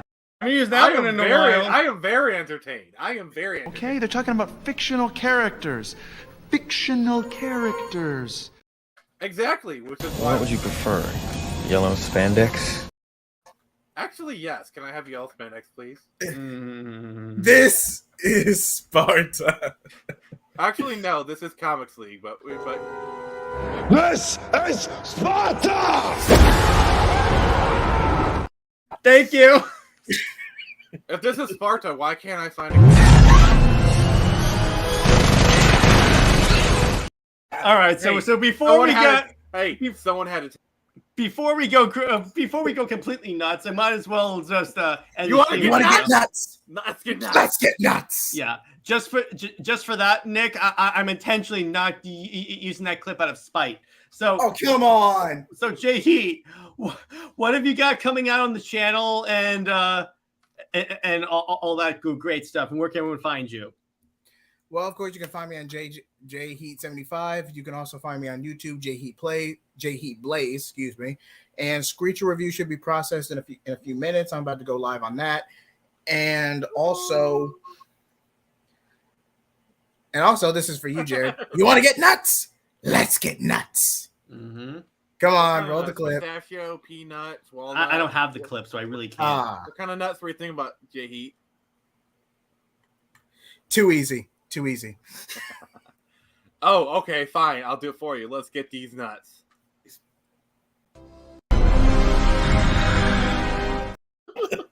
Get to the point. JD, you're thinking it. You're thinking it. No, I'm not lying. I am not lying. You're the liar. No, it can't.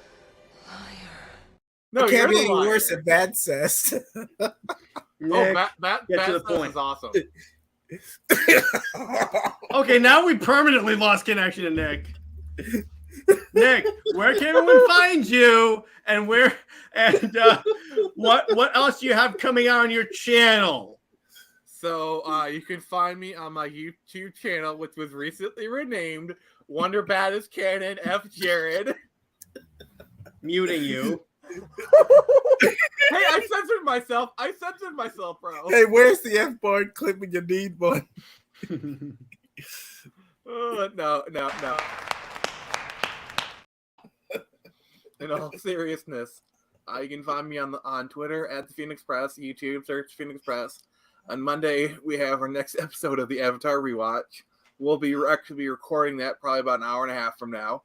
And then Wednesday, you'll have the Super Split Screen Bros, where we'll talk about the endless speculation for Nintendo Direct. It is that time of the year. And the abject stupidity of 343. Yeah, I mean that's a weekly thing. So Jared's got his weekly Halo corner there. I'm a generous god. I give him that much. So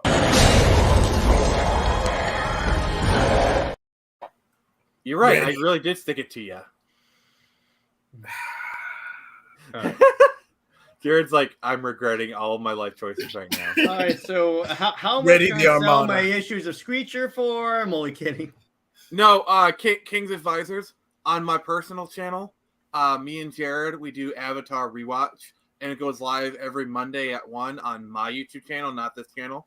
But Jared's there, and then every Wednesday I have a video game podcast called the Super Split Screen Bros, which Jared is a host. JJheat has been a guest on it, and we just kind of talk about. We're gonna have like a big discussion topic. We'll go over news, how we've been playing, and it's just generally a good time. Yeah, I'll send you the link to the video for the Avatar show when it's done. And yes, we do Avatar Rewatch. Hopefully, I can be a guest on season 2. Oh, Sandman.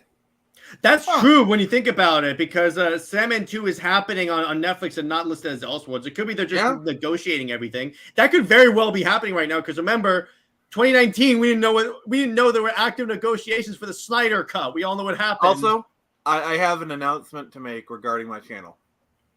So the plan was after Avatar was done, I'd launch a Let's Play series to kind of fill in the gap while we do some on his channel.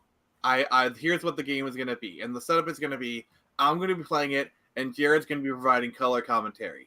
The game is going to be 100% heckling him. Every time he dies, I'll go, wah, wah, wah. The game is going to be Star Wars Knights of the Republic for PC. Ooh. I can heckle your choices. Exactly. Wait, I basically want to pick a game that I knew pretty well, that I knew I could get through all the way. And I know really well too. Is this the one where one of the choices involves a woman with her rope with her droid? Or am I confusing it for another game? It's the one where you play as Darth Revan, arguably the yes, best but Star Wars character of all time. One of your choices involves whether or not you terminate a droid who's in service to her. I don't know. I mean, to be fair, this is in later in the game, you can literally have one of your main characters order him to kill another main character. Mm-hmm. Also, I just want to announce I'm going full dark side. In fact, this is what I'm going to call the asshole run. I'm going to choose. I'm going to be the biggest dick to everyone. I'm going to choose the meanest choices. I'm going to be the biggest a-hole. So you're not going to romance Bastila, you dick. Well, I'm going to romance her, but you know. Ha! Got him. But it's going to be dark side romance with cookies. This is the way. This is the way. This is the way.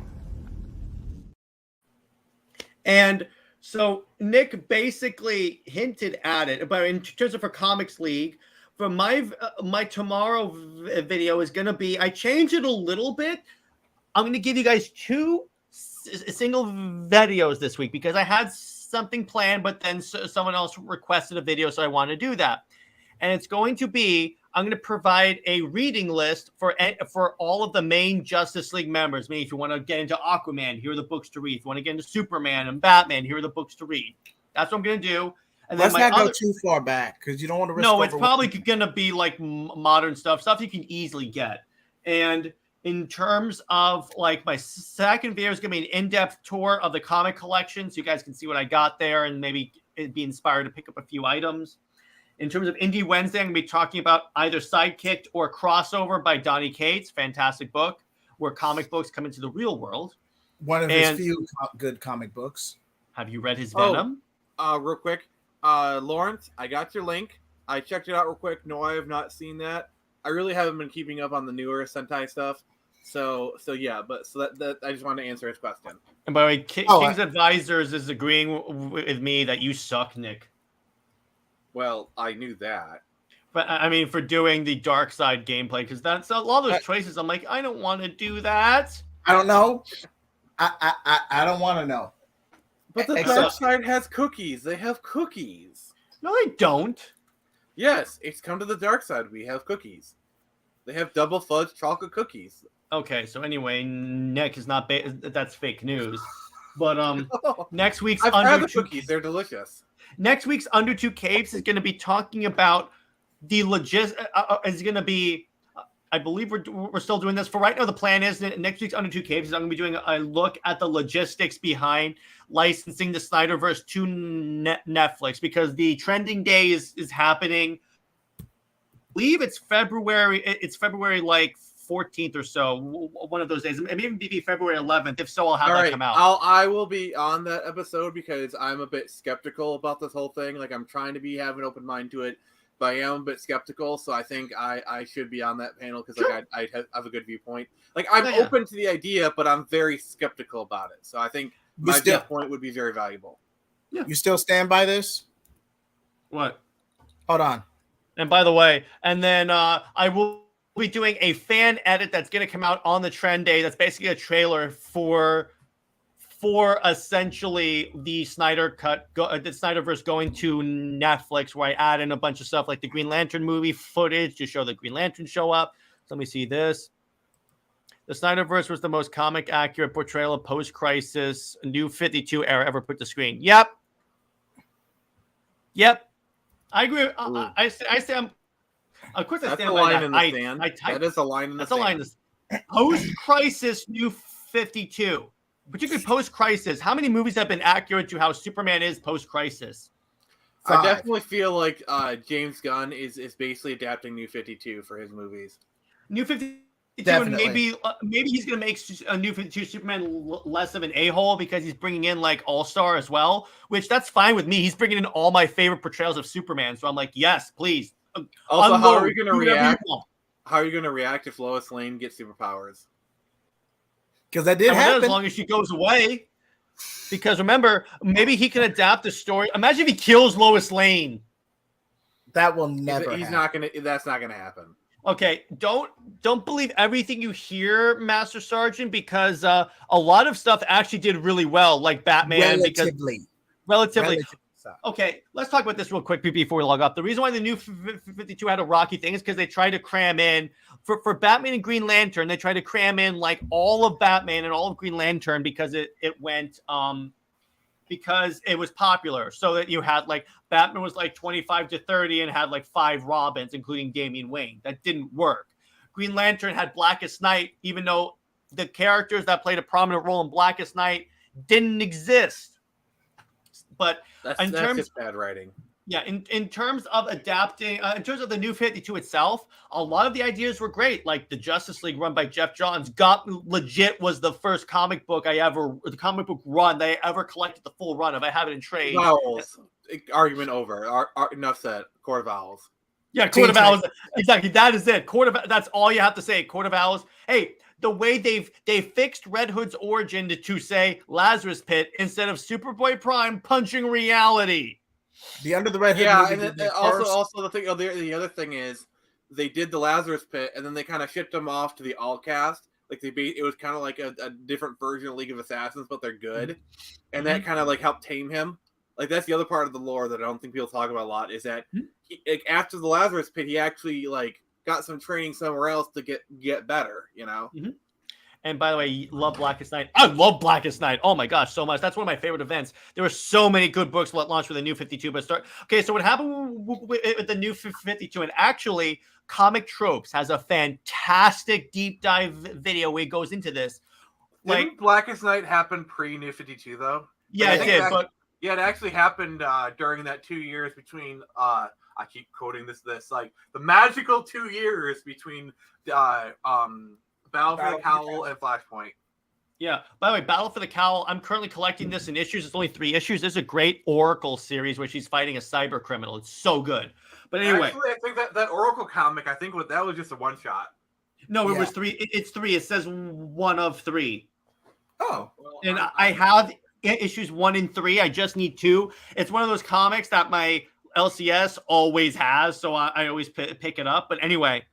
So the problem with the New 52, I'm going to use the Superman world as an example. So you had Grant Morrison was writing Action, and George Perez, God rest his soul, was doing Superman. Now, Superman takes place 5 years after Action Comics, and Grant was not telling Perez what he was what at the time he was doing with Action Comics. So the book that was taking place in the past was not lining up with the book that takes place in the future. So that's why it didn't really line up so well. Another book that launched really well was Superman and Wonder Woman. And it's one of the few Superman books that passed 100 million sold. That before they self-destructed. They also had Flash, which was fantastic. Have you ever seen Francis Manipul's art on Flash? It's out of this world. Shazam and Aquaman had some of the best books because you have right here the run that defined the Aquaman movie and DCAMU Aquaman. Basically, anything written by Jeff Johns, except for Wonder Woman, is fantastic. That's it. So anyway, that's basically what it is. We'll do a stream about this, by the way, soon. So yeah, that's definitely an Under Two Capes topic for sure. That's definitely an Under Two Capes topic. The history of the New 52. That may be this upcoming episode. I'll make the Snyder one a bonus episode. We'll see what happens. So on that note. Hope you guys enjoyed this content. I hope to see you next one. Oh yeah, JJheat. That is correct. That's one of the bad ones. And then Red Hood and the Outlaws was mixed bag. Mixed bag, but I mean it wasn't as bad as this. Although Brett Booth's art was pretty good. I like Brett Booth's art. Even the post. I have a couple of trades of New 52 Teen Titans in the Tron suits. If All-Star Batman taught us anything. The thing I don't like about New Teen Titans, the Teen Titans New 52, is what they did to Tim Drake. He was never actually Robin. He went straight to Red Robin. I think that's very disrespectful. Because that's how they tried to justify the Batman has multiple Robins, even though he's super young. And the fact that it removes the whole Damian-Tim rivalry because Tim was never snubbed by Damian in the New 52. Yeah. By the way, Dave the Impaler makes a good point. Even post-crisis history of characters was condensed. It's like, and Comic Historian did a funny discussion about this where his brother was like, okay, so here's what happened with Green Lantern. Day 1 is Green Lantern is Hal Jordan gets the Lantern. That's day 1. Day 2 is Sinestro Corps War. Day 3 was the War of Light. Day 5 was White Lantern, was Black Lanterns. Day 6, day 5, everyone gets a rest, and then you have day. I'm losing track. Day 6 is White Lanterns, and day 7 is the Third Army. That's basically what it felt like. Woo! Because it was pretty much those 3 omnibuy fit into the New 52 timeline apparently, and I'm reading it and I'm like, no, it doesn't. So that's a topic for On and Two Capes. Hope you guys enjoyed this content, and I hope to see you on our next stream when we talk about whatever DC movie what we're going to talk about. TBD. It'll be announced on my Twitter and my community tabs. And again, if you guys have any ideas for movies, feel free to drop me an email or a DM on any social media should be going across the screen right about now. And stay at work, everyone. And Excelsior. Exactly, Excelsior. Let me get to my outro. Take care, everyone. See ya.